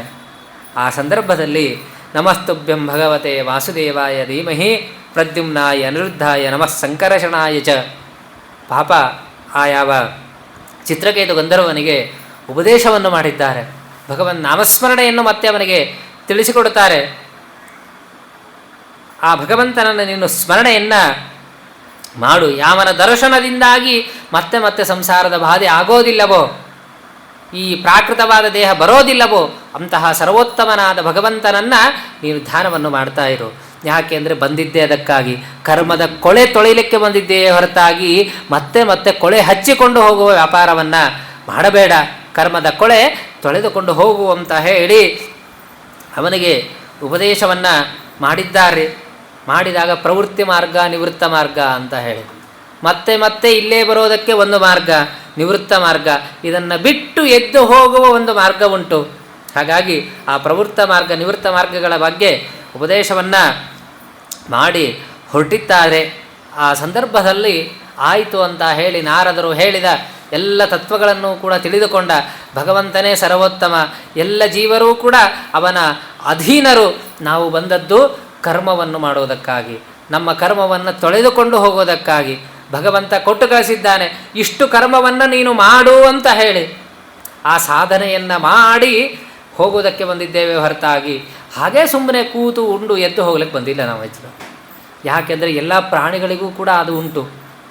ಎಲ್ಲವೂ ಕೂಡ ಭೋಗ ಮಾಡುತ್ತದೆ, ಎಲ್ಲವೂ ಕೂಡ ಆಹಾರವನ್ನು ಸೇವನೆಯನ್ನು ಮಾಡುತ್ತದೆ. ಆದರೆ ಬುದ್ಧಿಜೀವಿ ಮಾತ್ರ, ಮನುಷ್ಯ ಮಾತ್ರ ತನ್ನ ಉದ್ಧಾರಕ್ಕಾಗಿ ತಾನು ಸಾಧನೆಯನ್ನು ಮಾಡಿಕೊಳ್ಳುತ್ತಾನೆ. ಹಾಗಾಗಿ ಈ ಮಾತನ್ನು ನಾರದರು ಅವನಿಗೆ ಹೇಳ್ತಾನೆ, ನೀನು ಬುದ್ಧಿಜೀವಿ, ನೀನು ನಿನ್ನ ಸಾಧನೆಯ ಬಗ್ಗೆ ವಿಚಾರವನ್ನು ಮಾಡು. ಕೇವಲ ಮಕ್ಕಳು ಮರೆ ಅಂತ ಕೂಡಬೇಡ, ನೀ ಮಕ್ಕಳು ಮರೆ ಹುಟ್ಟಿಸ್ಲಿಕ್ಕೆ ನೀ ಆಗಬೇಕು ಅಂದರು. ಬೇರೆ ತಿರ್ಯಂಗ್ ಯೋನಿಗಳೂ ಕೂಡ ಅದನ್ನು ಹುಟ್ಟಿಸ್ತವೆ. ನಿನ್ನಕ್ಕಿಂತ ಹೆಚ್ಚು ಬಂಧು ಬಾಂಧವರು ಉಂಟು ಅದಕ್ಕೆ. ನೀ ಎಲ್ಲಿ ಬಂಧು ಬಾಂಧವರು, ಈಗ ಕಾಲದಲ್ಲಿ 2 ಆದರೆ ಹೆಚ್ಚು, ಮುಗಿದೇ ಹೋಯ್ತು, 3 ಕೆಳಗೆ ಸ್ಟಾಪ್. ಅವನು ಅಂತಾನೆ ಪ್ರಾಣಿ ಪಕ್ಷಿಗಳೆಲ್ಲ ನೋಡು, ಹಂದಿಗಳ ಸುತ್ತಲೂ ಕೂಡ 8 ಮರಿಗಳಿರ್ತವೆ. ಹೀಗಾಗಿ ಕೇವಲ ಭೋಗಕ್ಕಾಗಿ ಬಂದದ್ದಲ್ಲ, ಸಾಧನಕ್ಕಾಗಿ ಬಂದದ್ದು. ಭೋಗ ಜೀವ ಅಲ್ಲ, ಇದು ಸಾಧನೆಗಾಗಿ ಬಂದದ್ದು ಅಂತ ಹೇಳಿ ಉಪದೇಶವನ್ನು ಮಾಡಿದ್ದಾರೆ. ಅದನ್ನೆಲ್ಲವನ್ನು ಕೂಡ ಮನಸ್ಸಿನಲ್ಲಿ ಇಟ್ಟುಕೊಂಡು ಭಗವಂತನ ತತ್ವಜ್ಞಾನಿಯಾಗಿದ್ದಾನೆ. ದೇಹತ್ಯಾಗ ಮಾಡುವಾಗ ಭಗವಂತನ ಚಿಂತನೆಯನ್ನು ಮಾಡ್ತಾ ತನ್ನ ದೇಹತ್ಯಾಗವನ್ನು ಮಾಡಿದ್ದಾನೆ. ಒಳ್ಳೆಯ ವಿದ್ಯಾಧರ ಪದವಿಯಲ್ಲಿ ಹೋಗಿ ಕುಳಿತುಕೊಂಡ. ಭಗವಂತನ ಅನುಗ್ರಹ ನೋಡಿಕೊಂಡ್ರಿ ಹೇಗಿದೆ. ಆ ವೃತ್ರ ಹೋಗಿ, ಆ ಚಿತ್ರಕೇತು ಹೋಗಿ ಒಳ್ಳೆಯ ವಿದ್ಯಾಧರ ಪದವಿಯನ್ನು ಹೊಂದಿದ್ದಾನೆ. ಸರಿ ಎಂದರು. ವೃತ್ರಾಸುರ ಯಾರು ಅಂತ ಕೇಳಿದ್ದಕ್ಕೆ ಚಿತ್ರಕೇತು ಗಂಧರ್ವ, ಅವನು ವೃತ್ರ ಅಂತ ಹೇಳಿದಿ. ಆದರೆ ಇವನು ವಿದ್ಯಾಧರ ಪದವಿಯಲ್ಲಿ ಇದ್ದವನು ಮತ್ತೆ ಕೆಳಗೆ ಬಂದ ಅಂದರು. ವೃತ್ರ ವಿದ್ಯಾಧರ ಪದವಿಯನ್ನು ಹೊಂದಿದವನು ಮತ್ತೆ ಯಾಕೆ ಇಲ್ಲಿಗೆ ಬಂದ? ಅದಕ್ಕೂ ಮತ್ತೊಂದು ಕಥೆಯನ್ನು ಹೇಳುತ್ತದೆ ಭಾಗವತ. ವಿದ್ಯಾಧರ ಪದವಿಯಲ್ಲಿ ಇದ್ದ ಚಿತ್ರಕೇತು ಗಂಧರ್ವ, ಆ ಸಂದರ್ಭದಲ್ಲಿ ಏನಾಯಿತು? ದೇವತಾ ಸಭಾ ನಡೀತಿದ್ದು. ದೇವತಾ ಸಭೆ ನಡೆದಾಗ ಅಲ್ಲಿ ಎಲ್ಲ ದೇವತೆಗಳು ಇದ್ದರು. ಬ್ರಹ್ಮದೇವರು ಇದ್ದರು, ಇಂದ್ರದೇವರು ಇದ್ದರು, ರುದ್ರದೇವರು ಕುಳಿತಿದ್ದರು, ಶಿವ ಕುಳಿತಿದ್ದ, ಪಾರ್ವತಿ ಕುಳಿತಿದ್ದರು. ಶಿವ ಪಾರ್ವತಿಯನ್ನು ತೊಡೆಯ ಮೇಲೆ ಕೂಡಿಸ್ಕೊಂಡು ಕೂತಿದ್ದ. ದೊಡ್ಡ ಸಭೆ, ಬ್ರಹ್ಮಾದಿ ದೇವತೆಗಳು ಇದ್ದರು. ಅದರೊಳಗೆ ಪಾಪ ತನ್ನ ತೊಡೆಯ ಮೇಲೆ ಹೆಂಡತಿಯನ್ನು ಕೂಡಿಸ್ಕೊಂಡು ಕೂತಿದ್ದ. ಇವ ಚಿತ್ರಕೇತು ಗಂಧರ್ವ ಹೊರಟಿದ್ದ ಮಾರಾಯ, ಆಕಾಶ ಮಾರ್ಗದಲ್ಲಿ ಹೊರಡ್ತಾ ಇದ್ದ. ಈ ದೇವತಾ ಸಭೆಯನ್ನು ನೋಡಿದ. ದೇವತಾ ಸಭೆಯಲ್ಲಿ ಎಲ್ಲರೂ ಕೂಡ, ಸಭೆ ಅಂದರೆ ಅದು ಅದ್ಭುತವಾಗಿ ಇರಬೇಕು ಅಂತ ಆ ಸಭೆಯನ್ನು ನೋಡಿದ. ಆದರೆ ನಕ್ಕುಬಿಟ್ಟ ಇವನು. ಅಂತಾನೆ ಏಷಲೋಕ ಗುರು ಸಾಕ್ಷಾತ್ ಧರ್ಮವೇತ್ತ ಶರೀರಿಣಾಂ ಅದತ್ತೇ ಮುಖ್ಯ ಸಭಾಯಾಂ ಮಿಥುನೀಭೂಯ ಭಾರ್ಯಯ ಜಟಾಧರ ತೀವ್ರತಾಪಃ ಬ್ರಹ್ಮವಾದಿ ಸತಾಂಪತಿ. ಏನಿವನು ಗುರು, ಲೋಕಗುರು ಅಂತ ಕಳಿಸ್ಕೊಳ್ತಾನೆ ಇವನು ರುದ್ರದೇವರು. ಆದರೆ ದೊಡ್ಡ ಸಭೆಯಲ್ಲಿ ಹೆಂಡತಿ ತೊಲೆ ಮೇಲೆ ಕುಡಿಸ್ಕೊಳ್ಳೋದ ಅಂದ. ಇದು ಯಾಕೋ ಸರಿ ಕಾಣಿಸ್ತಾ ಇಲ್ಲ. ಜಟಾಬದ್ಧಧರ ಬ್ರಹ್ಮವಾದಿ ಅಂತಾರೆ ಇವನನ್ನು. ಅಂಥವನು ಹೋಗಿ ಹೋಗಿ ತೊಡೆ ಮೇಲೆ ಹೆಂಡತಿ ಕೂಡಿಸ್ಕೊಂಡು, ಯಾರೂ ಕೂಡಿಸ್ಕೊಂಡ್ರು ಅದ್ರಲ್ಲಿ ನಗ್ಬಿಟ್ಟ ಅಷ್ಟೇ. ಎಂಥವರು ಕೂಡಿಸ್ಕೊಳ್ಳೋದಿಲ್ಲಪ್ಪ, ಎಷ್ಟು ಪ್ರೀತಿ ಅದಂದರೂ ಕೂಡ ಹೆಂಡತಿನ ಯಾರೋ ತೊಡೆ ಮೇಲೆ ಕೂಡಿಸ್ಕೊಂಡು ಕೊಡೋದಿಲ್ಲ. ಅಂಥದ್ದು ಕೂಡ ತೊಡೆ ಮೇಲೆ ಕೂಡಿಸ್ಕೊಂಡು ಕೂತಾನಲ್ಲ ಅಂತ ಹೇಳಿ ಸ್ವಲ್ಪ ವ್ಯಂಗ್ಯವನ್ನಾಗಿ ಮಾಡಿದ್ದಾನೆ. ಪಾಪ ರುದ್ರದೇವರಂದರು ಹೋಗ್ಲಿ ಕೈ ಬಿಟ್ಬಿಡೋಣ ಅಂದರೆ, ಏನೋ ಯಾರೋ ಮಾತಾಡ್ಕೋತಾ ಹೋದ್ರೆ ತಲೆ ಕೆಡಿಸ್ಕೋಬಾರ್ದು ಅಂದರು. ಜ್ಞಾನಿಗಳು ಹಾಗೆ ಇರ್ತಾರೆ, ಯಾರೋ ಏನೋ ಮಾತನಾಡಿದ್ರೆ ಅದಕ್ಕೆ ಲಕ್ಷ್ಯ ಕೊಡೋದಿಲ್ಲ ಅವರು. ಪಾಪ ರುದ್ರದೇವರು ಸುಮ್ಮನೆ ಕೂತು ಬಿಟ್ರು ಅಷ್ಟೇ. ಪಾರ್ವತಿಗೆ ಸಿಟ್ಟು ಬಂತು. ಪಾರ್ವತಿ ಅಂತಾಳೆ, ಏನಂತ ಮಾಡಿದ್ದೀಯ ನನ್ನ ಗಂಡನನ್ನು? ಶಿವಪದಂ ಸಾಕ್ಷಾತ್, ಶಿವ ಅಂತ ಇಷ್ಟಂದರೆ ಸಾಕಂತೆ, ಎಲ್ಲ ಅಮಂಗಳಗಳು ಕೂಡ ಹೊರಟೋಗ್ತದೆ. ಅಂತಹ ಶ್ರೇಷ್ಠವಾದ ಭಗವದ್ಭಕ್ತ ನಮ್ಮಪ್ಪ ರುದ್ರದೇವರು. ತೈಲಧಾರೆಯಂತೆ ಮನಸ್ಸು ಕೊಡೋ ಹೊರೆಯಲ್ಲಿ ಭಗವಂತನಲ್ಲಿ ಯಾವಾಗಲೂ ಕೂಡ ಮನಸ್ಸುಳ್ಳವರವರು. ನಮ್ಮ ಮನಸ್ಸೂ ಕೂಡ ಭಗವಂತನಲ್ಲಿ ಇದೆ ಅಂದರೆ ಅದು ರುದ್ರದೇವರ ಅನುಗ್ರಹ ಅಷ್ಟೇ. ಮನೋಭಿಮಾನಿಯಾಗಿರ್ತಾರೆ. ಇಷ್ಟೆಲ್ಲ ಭಾಗವತದಲ್ಲಿ ಕೇಳ್ತಾ ಇರ್ತೇವೆ. ಒಂದು 10 ನಿಮಿಷ ಏನಾದರೂ ಕೂಡ ಭಾಗವತದ ಕಡೆ ಲಕ್ಷ್ಯ ಬಂದದ ಅನ್ನೋದಾದರೆ ಅದು ರುದ್ರದೇವರು ಮಾಡಿದ ಅನುಗ್ರಹ ಅಷ್ಟೇ. ಯಾಕೆಂದರೆ ಮನೋಭಿಮಾನಿ ದೇವತೆಗಳು ರುದ್ರದೇವರು, ಮನಸ್ಸನ್ನು ನಿಯಮನವನ್ನು ಮಾಡುವವರು ಆ ರುದ್ರದೇವರು. ಹಾಗಾಗಿ ಅವಳಂದರು, ಯಾರಿಗೂ ಗೊತ್ತಿರಲಾರ್ದಕ್ಕಂತಹ ಶಾಸ್ತ್ರ ವೇದ ಅಂತ ನಿನಗೆ ಗೊತ್ತಾ ಅಂದ್ಲ ಅವಳು. ನವೇದ ಧರ್ಮಂ ಕಿಲ ಪದ್ವಯೋನಿ ಬ್ರಹ್ಮಪುತ್ರೋ ಭೃಗುನಾರದಾದ್ಯ ನವೈಕುಮಾರ ಕಪಿಲೋ ಮನಯಶ್ಚ. ಇಷ್ಟೆಲ್ಲ ದೇವತೆಗಳು ಕುಳಿತಿದ್ದಾರೆ, ಅವ್ರಿಗೆ ಯಾರಿಗೂ ಇದು ಗೊತ್ತಿದ್ದಿಲ್ಲನೋ ಅಂದರು ಅವರು. ಬೇಡ ರುದ್ರದೇವರೇ ಕೆಳಗೆ ಕೂಡಿಸ್ಕೊಂಡು ಕೂಡ್ರಿ ಅಂದಕ್ಕೆ ಬರ್ತಿದ್ದಿಲ್ಲನೋ ಅಂದ್ಲು. ನೀನೇ ಬಂದು ಹೇಳಬೇಕಾ? ಸಾಕ್ಷಾತ್ ಬ್ರಹ್ಮದೇವರೇ ಕುಳಿತಿದ್ದಾರೆ, ಅವರ ಅಪ್ಪ, ಅವನಿಗೂ ಕೂಡ ಇದು ಗೊತ್ತಿಲ್ಲ. ಸಭೆಯಲ್ಲಿ ಹೆಂಡತಿ ತೊಡೆ ಮೇಲೆ ಕೂಡಿಸ್ಕೊಂಡು ಕೂಡಬೇಡ ರುದ್ರ ಅಂತ ಹೇಳಕ್ಕೆ ಬರ್ತಿತ್ತೋ ಇಲ್ಲ, ನೀನೇ ಬಂದು ಹೇಳಬೇಕನೋ ಅಂದ್ಲು ಅವಳು. ಏನು ಮಾಡ್ತಾ ಇದ್ದೀಯಾ? ಯಕ್ಷತ್ರ ಬಂದೋಹೋ ಪರಿಭೂಯ ಸೂರ್ಯಾನ್, ನನ್ನ ಗಂಡನಿಗೆ ಹೀಗೆ ನೋಡ್ತಾ ಇದ್ದೀಯಾ ನೀನು? ಹಾಗಾಗಿ ದೈತ್ಯನಾಗಿ ಹುಟ್ಟು ಒಂದು ಶಾಪವನ್ನು ಕೊಟ್ಟಿದ್ದಾಳೆ ಅಷ್ಟೇ. ದೈತ್ಯ ಯೋನಿಯಲ್ಲಿ ನೀನು ಅವತಾರವನ್ನು ಮಾಡು ಅಂತ ಹೇಳಿ ಶಾಪವನ್ನು ಕೊಟ್ಟಾಗ ಚಿತ್ರಕೇತು ತಕ್ಷಣ ಕೆಳಗಿಳಿದು ಹಾರಿದರೆ. ಅವನು ಅಂತಾನೆ, ಪ್ರಗೃಹ್ಯಾಮತೆ ಶಾಪಂ ಆತ್ಮನೋ ಅಂಜಿಲಾ ಅಂಬಿಕಾ ದೈವಮರ್ತ್ಯ ಯತ್ ಪ್ರೋಕ್ತಂ. ಅವಶ್ಯವಾಗಿ ನಾನು ಗ್ರಹಣವನ್ನು ಮಾಡ್ತೇನೆ, ನೀ ಕೊಟ್ಟ ಶಾಪವನ್ನು ನಾನು ಗ್ರಹಣವನ್ನು ಮಾಡ್ತೇನೆ, ಆದರೆ ಒಂದು ಅನುಗ್ರಹ ಮಾಡು ಅಂದ. ಏನು? ಆ ಜನ್ಮದಲ್ಲಿಯೂ ಕೂಡ ನನಗೆ ಭಗವಂತನ ಸ್ಮರಣೆ ಹೋಗದೇ ಇರುವ ಹಾಗೆ ಮಾಡು, ವಿಸ್ಮರಣೆಯನ್ನು ಕೊಡಬೇಡ, ಭಗವಂತನ ಸ್ಮರಣೆಯನ್ನು ಕೊಡು ಅಂತ ಹೇಳಿ ಪ್ರಾರ್ಥನೆಯನ್ನು ಮಾಡಿದ್ದಾನ್ರಿ. ಆ ಸಂದರ್ಭದಲ್ಲಿ ರುದ್ರದೇವರು ಅಂತಾರೆ, ಪಾರ್ವತಿ ನೋಡಿದೆಯಾ ಅಂದರು, ಸಜ್ಜನರ ಲಕ್ಷಣನೇ ಇದು, ಹಾಗೆಲ್ಲ ಶಾಪ ಕೊಡಬಾರ್ದು. ತ್ವಷ್ಟುವತ್ಯ ಶುಶ್ರೂಷಃ ಅರೇ ಅದ್ಭುತ ಕರ್ಮಣ ಮಾಹಾತ್ಮ್ಯಂ ಭೃತ್ಯಭೃತ್ಯಾನಾಂ ನಿಸ್ಪೃಹಾಣಾಂ ಮಹಾತ್ಮನಾಂ. ನೋಡು, ಏನೂ ಸ್ಪೃಹ ಇಲ್ಲ ಅವನಿಗೆ, ನಿನ್ನ ಹತ್ರ ಬಂದು ಪ್ರಾರ್ಥನೆ ಮಾಡ್ತಾನೆ. ಏನು? ದೈತ್ಯ ಯೋನಿಯಲ್ಲಿಯೂ ಕೂಡ ಭಗವಂತನ ಸ್ಮರಣೆಯನ್ನು ಕೊಡುವಂಥ ಪ್ರಾರ್ಥನೆಯನ್ನು ಮಾಡ್ತಾನೆ. ಇದು ಸಜ್ಜನರ ಲಕ್ಷಣನೇ ಅಂತ ಹೇಳಿ ಪಾರ್ವತಿಗೆ ಹೇಳಿದ್ದಾರೆ. ಪಾಪ ಆ ವಿದ್ಯಾಧರನೂ ಕೂಡ ಅಂದೆ, ತಪ್ಪಾಯಿತು ಕ್ಷಮಿಸ್ಬಿಡ್ರಿ ಅಂದ. ಪಾರ್ವತಿ ರುದ್ರದೇವರು ಭಗವಂತನ ವರ ಅದು. ಹಾಗಾಗಿ ಉಮಾವೈವಾಕ್ ಸಮುದ್ದಿಷ್ಟ ಮನೋರುದ್ರ ಉದಾರತ ಏತನ್ ಮಿಥುನಂ ಜ್ಞಾತ್ವ ನ ದಾಂಪತ್ಯಾದ್ವಿಹೀಯತೆ. ಪಾರ್ವತಿ ರುದ್ರದೇವರನ್ನು ಯಾವಾಗಲೂ ಕೂಡ ಏಕಕಾಲದಲ್ಲೇನೆ ಚಿಂತನೆಯನ್ನು ಮಾಡಬೇಕಂತೆ. ಆ ಏಕಕಾಲದಲ್ಲಿ ಚಿಂತನೆಯನ್ನು ಮಾಡಿದರೆ ನಮ್ಮ ದಾಂಪತ್ಯದಲ್ಲಿ ವಿಯೋಗ ಅನ್ನೋದು ಹುಟ್ಟೋದಿಲ್ಲಂತೆ. ಅದಕ್ಕಾಗಿ ಅವ್ರನ್ನ ಹಂಗೆ ಇಟ್ಬಿಟ್ಟಾನ್ರಿ ಯಾವಾಗಲೂ ಕೂಡ. ರುದ್ರದೇವ್ರಿಗೆ ಹೇಳಿಬಿಟ್ಟ, ನೀ ಏನೇ ಆಗಲಿ ಪಾರ್ವತಿನ ಕೆಳಗಿಳಿಸ್ಬೇಡ ಅಂತ ಹೇಳಿ. ಆಯಿತು ಅಂತ ಅವರು ಹಾಗೇ ಇದ್ದಾರೆ ಅಷ್ಟೇ.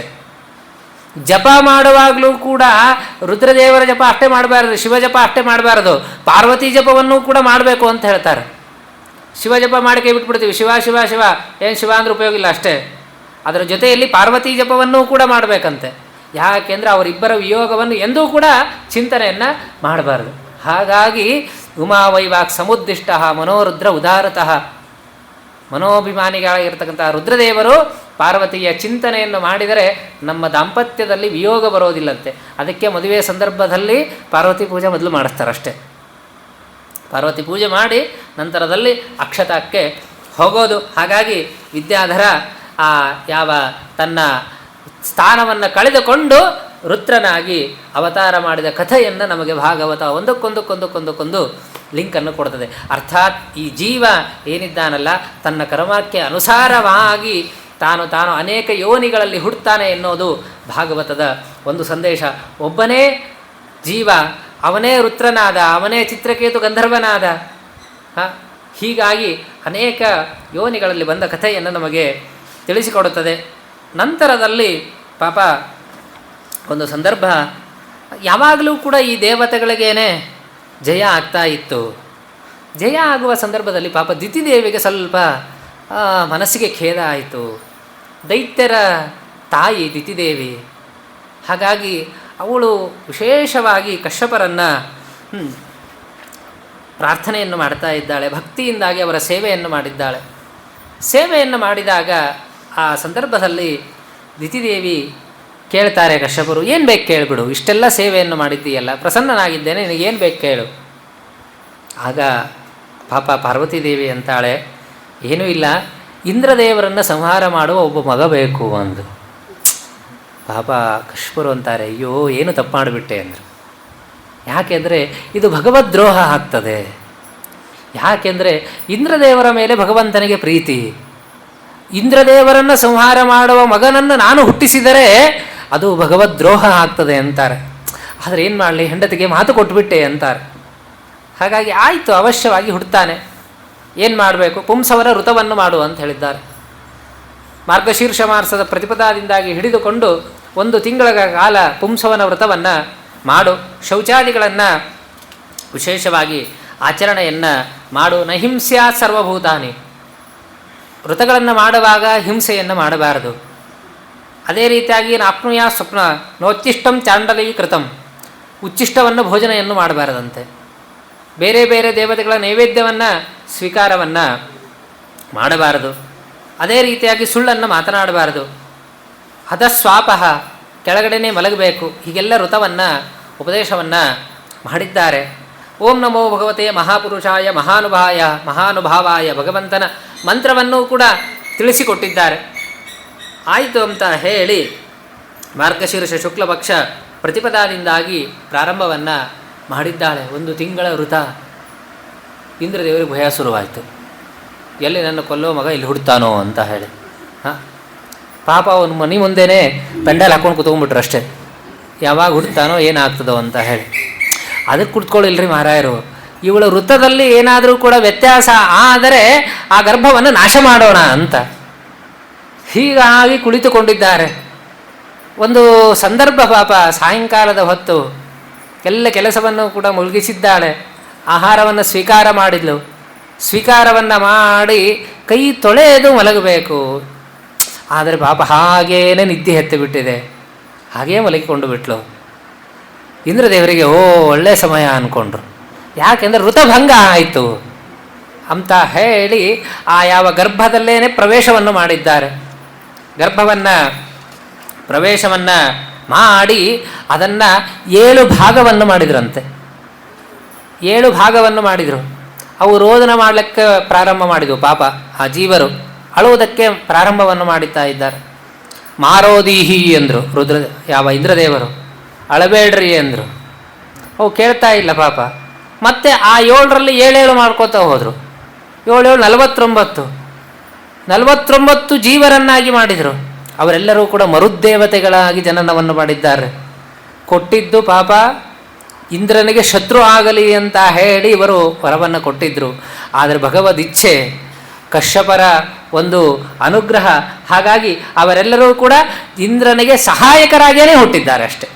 ಅವರೆಲ್ಲರೂ ಕೂಡ ಇಂದ್ರದೇವರಿಗೆ ಸಹಾಯಕರಾದ ಮರುದೇವತೆಗಳಾಗಿ ಜನನವನ್ನು ಪಡೆದಿದ್ದಾರೆ ಎನ್ನುವ ಕಥೆಯನ್ನು ನಮಗೆ ಷಷ್ಠಸ್ಕಂದ ಭಾಗವತ ತಿಳಿಸಿಕೊಡುತ್ತದೆ. ರಾಜನ್ ಮಹಾನ್ ಮರುತಾಂ ಜನ್ಮ ಪುಣ್ಯಂ ದಿತೇ ವ್ರತಂ ಜಮಭೀತಂ ಮಯಾತೆ. ಪಾಪ ಶುಕಾಚಾರ್ಯರು ಹೇಳ್ತಾರೆ, ರಾಜನ್ ಮಹಾನ್ ಮರುತಾಂ ಜನ್ಮ, ಮರುದೇವತೆಗಳ ಜನ್ಮವಾದ ಕಥೆಯನ್ನು ಕೇಳಬೇಕಂತೆ. ಇದರಿಂದಾಗಿ ಒಳ್ಳೆಯ ಸತ್ಸಂತಾನವೂ ಕೂಡ ಆಗ್ತದೆ ಎನ್ನುವ ಕಥೆಯನ್ನು ನಮಗೆ ಭಾಗವತ ತಿಳಿಸಿಕೊಡುತ್ತದೆ. ಹೀಗಾಗಿ ಷಷ್ಠಸ್ಕಂದ ಭಾಗವತ ಇಡೀ ಭಗವಂತನ ನಾಮಸ್ಮರಣೆಯ ಒಂದು ಮಹಿಮೆಯನ್ನು ನಮಗೆ ತಿಳಿಸಿಕೊಡುತ್ತದೆ. ಹಾಗಾಗಿ ಕಲಿಯುಗದಲ್ಲಿ ವಿಶೇಷವಾಗಿ ನಾಮಸ್ಮರಣೆಗೆ ಅಷ್ಟು ಒಂದು ಶಕ್ತಿ ಇದೆ ಅಂತೆ ಹೇಳ್ತಾರೆ. ಕಲಿಂ ಇಚ್ಛಂತಿ ರಾಜಾನಃ ದೇವತಾ ದೇವತೆಗಳು ಕೂಡ ಕಲಿಯುಗವನ್ನು ಇಚ್ಛೆಯನ್ನು ಪಡ್ತಾರಂತ್ರಿ. ಕಲಿಯುಗವನ್ನು ನಾವೆಲ್ಲರೂ ಕೂಡ ಬೈತೀವಿ, ಆದರೆ ಏಕಾದಶ ಸ್ಕಂದದಲ್ಲಿ ಹೇಳುವಾಗ ಹೇಳ್ತಾರೆ, ಕಲಿಂ ಇಚ್ಛಂತಿ ದೇವಾನಃ ದೇವತೆಗಳು ಕೂಡ ಕಲಿಯನ್ನು ಇಚ್ಛೆ ಪಡ್ತಾರಂತೆ. ಯಾಕೆಂದರೆ ಕಲಿಯುಗದಲ್ಲಿ ನಾಮಸ್ಮರಣೆ ಮಾಡಿದರೆ ಕೃತತ್ರೇತಾಯುಗಗಳಲ್ಲಿ ಯಜ್ಞಯಾಗಾದಿಗಳಿಗೆ ಮಾಡಿದರೆ ಏನು ಪುಣ್ಯ ಬರಬೇಕೋ ಅದು ಕೇವಲ ನಾಮಸ್ಮರಣೆಯಿಂದಾಗಿ ಕಲಿಯುಗದಲ್ಲಿ ಪ್ರಾಪ್ತವಾಗ್ತದಂತೆ. ಅಷ್ಟು ಶ್ರೇಷ್ಠವಾದದ್ದು ಆ ಭಗವಂತನ ನಾಮಸ್ಮರಣೆ. ಹಾಗಾಗಿ ಈ ಯಾವ ಅಧಿಕ ಮಾಸದಲ್ಲಿ ವಿಶೇಷವಾಗಿ ಭಗವಂತನ ನಾಮಸ್ಮರಣೆ 33 ನಾಮಗಳಿಂದಾಗಿ ರುದ್ರಾಂತರ್ಗತ ಭಗವಂತನ ರೂಪ, ಆದಿತ್ಯಾಂತರ್ಗತವಾಗಿರ್ತಕ್ಕಂಥ ಭಗವದ್ರೂಪಗಳು, ಆ ಎಲ್ಲ ಭಗವದ್ರೂಪಗಳನ್ನು ಚಿಂತನೆಯನ್ನು ಮಾಡಿದರೆ ಎಲ್ಲ ಪಾಪಗಳು ಕೂಡ ಪರಿಹಾರವಾಗ್ತದಂತೆ. ಹಾಗಾಗಿ ಆ ಅಧಿಕ ಮಾಸದ ನಿಮಿತ್ತಕವಾಗಿ ಯಾವ ಷಷ್ಠಸ್ಕಂದದ ಒಂದು ಭಾಗವತ ಇಡೀ ಸಮಗ್ರವಾಗಿರ್ತಕ್ಕಂತಹ ಭಾಗವತದ ಚಿಂತನೆ ಇಲ್ಲಿ ನಡೀತಾ ಇದೆ. ಅದರಲ್ಲಿ ವಿಶೇಷವಾಗಿ ಷಷ್ಠಸ್ಕಂದ ನಾರಾಯಣನ ಸನ್ನಿಧಾನದಲ್ಲಿ ಆ ನಾರಾಯಣನ ಕಥೆಯನ್ನು ಹೇಳುವ ಭಾಗ್ಯ ಅಷ್ಟೆ. ನಾರಾಯಣನ ಶಬ್ದದ ಮಹಿಮೆಯನ್ನು ತಿಳಿಯುವ ಭಾಗ್ಯ. ನಾರಾಯಣ ದೇವರ ಸನ್ನಿಧಾನ, ಆ ನಾರಾಯಣ ದೇವರ ಸನ್ನಿಧಾನದಲ್ಲಿ ಭಗವಂತನ ಆ ನಾರಾಯಣ ಶಬ್ದ ನರಾಣಂ ಅಯನಂ ಆಶ್ರಯ ಸಹ ನಾರಾಯಣ, ಎಲ್ಲ ಜೀವರಿಗೂ ಕೂಡ ಆಶ್ರಯನಾಗಿದ್ದಾನೆ. ಆದ್ದರಿಂದಾಗಿ ಭಗವಂತನಿಗೆ ನಾರಾಯಣ ಅಂತ ಕರೀತಾರೆ. ನರಾಹ ಜೀವಾಹ, ಅಯನಾಹ ಆಶ್ರಯಾಹ, ಆದ್ದರಿಂದಾಗಿ ನಾರಾಯಣ. ಭಗವಂತ ಎಲ್ಲ ಜೀವರಿಗೂ ಕೂಡ ಆಶ್ರಯನಾಗಿದ್ದಾನೆ. ಅಂತಹ ಭಗವಂತ ನಮಗೆ ಅನುಗ್ರಹವನ್ನು ಮಾಡಲಿ. ಪುರುಷೋತ್ತಮ ರೂಪಿಯಾಗಿರ್ತಕ್ಕಂತಹ ಭಗವಂತ, ಮಾಸನಿಯಾಮಕ ಪುರುಷೋತ್ತಮ, ಎಲ್ಲರಿಗೂ ಕೂಡ ವಿಶೇಷವಾಗಿರ್ತಕ್ಕಂತಹ ಜ್ಞಾನ ಭಕ್ತಿ ವೈರಾಗ್ಯಾದಿಗಳನ್ನು ಕೊಡಲಿ. ಉತ್ತರೋತ್ತರವಾಗಿ ಹೀಗೆ ಭಾಗವತವನ್ನು ಕೇಳುವ ಹೇಳುವ ಒಂದು ಭಾಗ್ಯವನ್ನು ಭಗವಂತ ಕೊಡಲಿ. ಎಲ್ಲರೂ ಕೂಡ ಆ ಯಾವ ದಕ್ಷಿಣ ಬದರಿಯಲ್ಲಿ ಕುಳಿತುಕೊಂಡು ಈ ಒಂದು ಭಾಗವತವನ್ನು ಕೇಳುವ ಭಾಗ್ಯ ನಮಗೆ ನಿಮಗೆಲ್ಲರಿಗೂ ಕೂಡ ಸಿಗ್ತಾ ಇದೆ. ಇದನ್ನು ಪಾಪ ನಮ್ಮ ಹರಿಯಾಚಾರ್ಯರು ವ್ಯವಸ್ಥೆ ಮಾಡಿದ್ದಾರೆ. ಅವರಿಗೂ ಕೂಡ ಅನಂತವಾದ ಪುಣ್ಯ ಬರ್ತದ್ರಿಂದಾಗಿ ಎಲ್ಲರಿಗೂ ಕೂಡ ಭೋಜನದ ವ್ಯವಸ್ಥೆಯನ್ನು ಮಾಡಿ ಅವಶ್ಯವಾಗಿ ಭಾಗವತವನ್ನು ಕೇಳಲಿಕ್ಕೆ ಅವಕಾಶವನ್ನು ಮಾಡಿಕೊಟ್ಟಿದ್ದಾರೆ. ಅವರಿಗೂ ಕೂಡ ವಿಶೇಷವಾಗಿರ್ತಕ್ಕಂಥ ಭಗವಂತ ಅನುಗ್ರಹವನ್ನು ಮಾಡಲಿ. ವಿಷ್ಣು ತೀರ್ಥರ ಅಂತರ್ಯಾಮಿಯಾಗಿರ್ತಕ್ಕಂಥ ಭಗವಂತ ಅನುಗ್ರಹವನ್ನು ಮಾಡಲಿ ಅಂತ ಪ್ರಾರ್ಥನೆಯನ್ನು ಮಾಡ್ತಾ, ಎಲ್ಲ ಬಂದು ಬಹಳ ದೂರದಿಂದ, ಇಲ್ಲಿ ಅವರು ಯಾರೂ ಕೂಡ ಹೆಚ್ಚಾಗಿ ಇಲ್ಲ, ಬೇರೆ ಊರುಗಳಿಂದಲೇ ಬರ್ತೀರಿ, ಆದರೂ ಕೂಡ ಬಂದು ಭಾಗವತವನ್ನು ಕೇಳಿ ಭಗವಂತನಲ್ಲಿ ಭಕ್ತಿ ಬರಲಿ ಅಂತ ಹೇಳಿ ನಿಮಗೂ ಎಲ್ಲರಿಗೂ ಕೂಡ ನಿಮ್ಮ ಸಲುವಾಗಿ ಭಗವಂತನಲ್ಲಿ ಪ್ರಾರ್ಥನೆಯನ್ನು ಮಾಡ್ತಾ, ಏನಾದರೂ ಕೂಡ ಒಳ್ಳೆಯ ಶಬ್ದಗಳು ಇದ್ದರೆ ಅದು ಭಗವಂತ ನಮ್ಮ ಗುರುಗಳು ನಿಂತು ನುಡಿಸಿದ್ದು ಅಂತ ಹೇಳ್ತಾ, ಅನೇನ ಭಾವಿ ಯತ್ಪುಣ್ಯಂ ತದಾಪ್ನೋತು ಗುರುರ್ಮಮ ಶ್ರೀಕೃಷ್ಣಾರ್ಪಣಮಸ್ತು. ಹರಿ ಓಂ ಹರಿ ಓಂ ಹರಿ ಓಂ.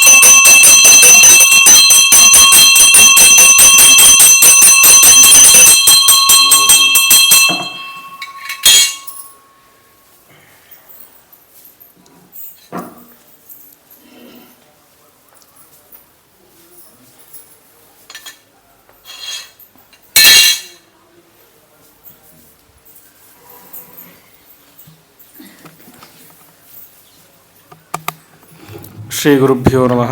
ಹರಿ ಓಂ.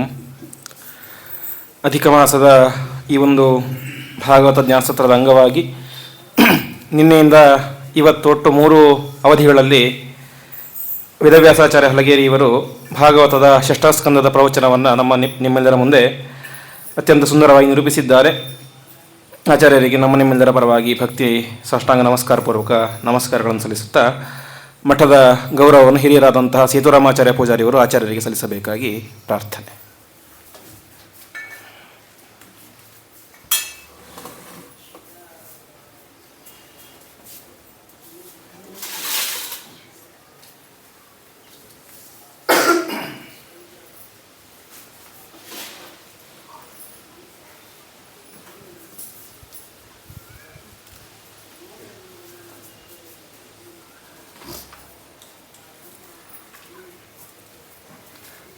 ಮತ್ತು ನಾಳೆಯಿಂದ ಭಾಗವತದ ಸಪ್ತಮಸ್ಕಂದದ ಪ್ರವಚನ ಪ್ರಾರಂಭ ಆಗಲಿದೆ. ಬೆಂಗಳೂರಿನ ಪೂರ್ಣಪ್ರಜ್ಞೆ ವಿದ್ಯಾಪೀಠದ ವಿದ್ವಾಂಸರಾದಂತಹ ಅವಧಾನಿ ವೆಂಕಟೇಶಾಚಾರ್ಯ ಕುಲಕರ್ಣಿ ಇವರು 3 ದಿವಸಗಳ ಕಾಲ ಭಾಗವತದ ಸಪ್ತಮಸ್ಕಂದದ ಪ್ರವಚನ ನಡೆಸಿಕೊಳ್ಳಲಿದ್ದಾರೆ.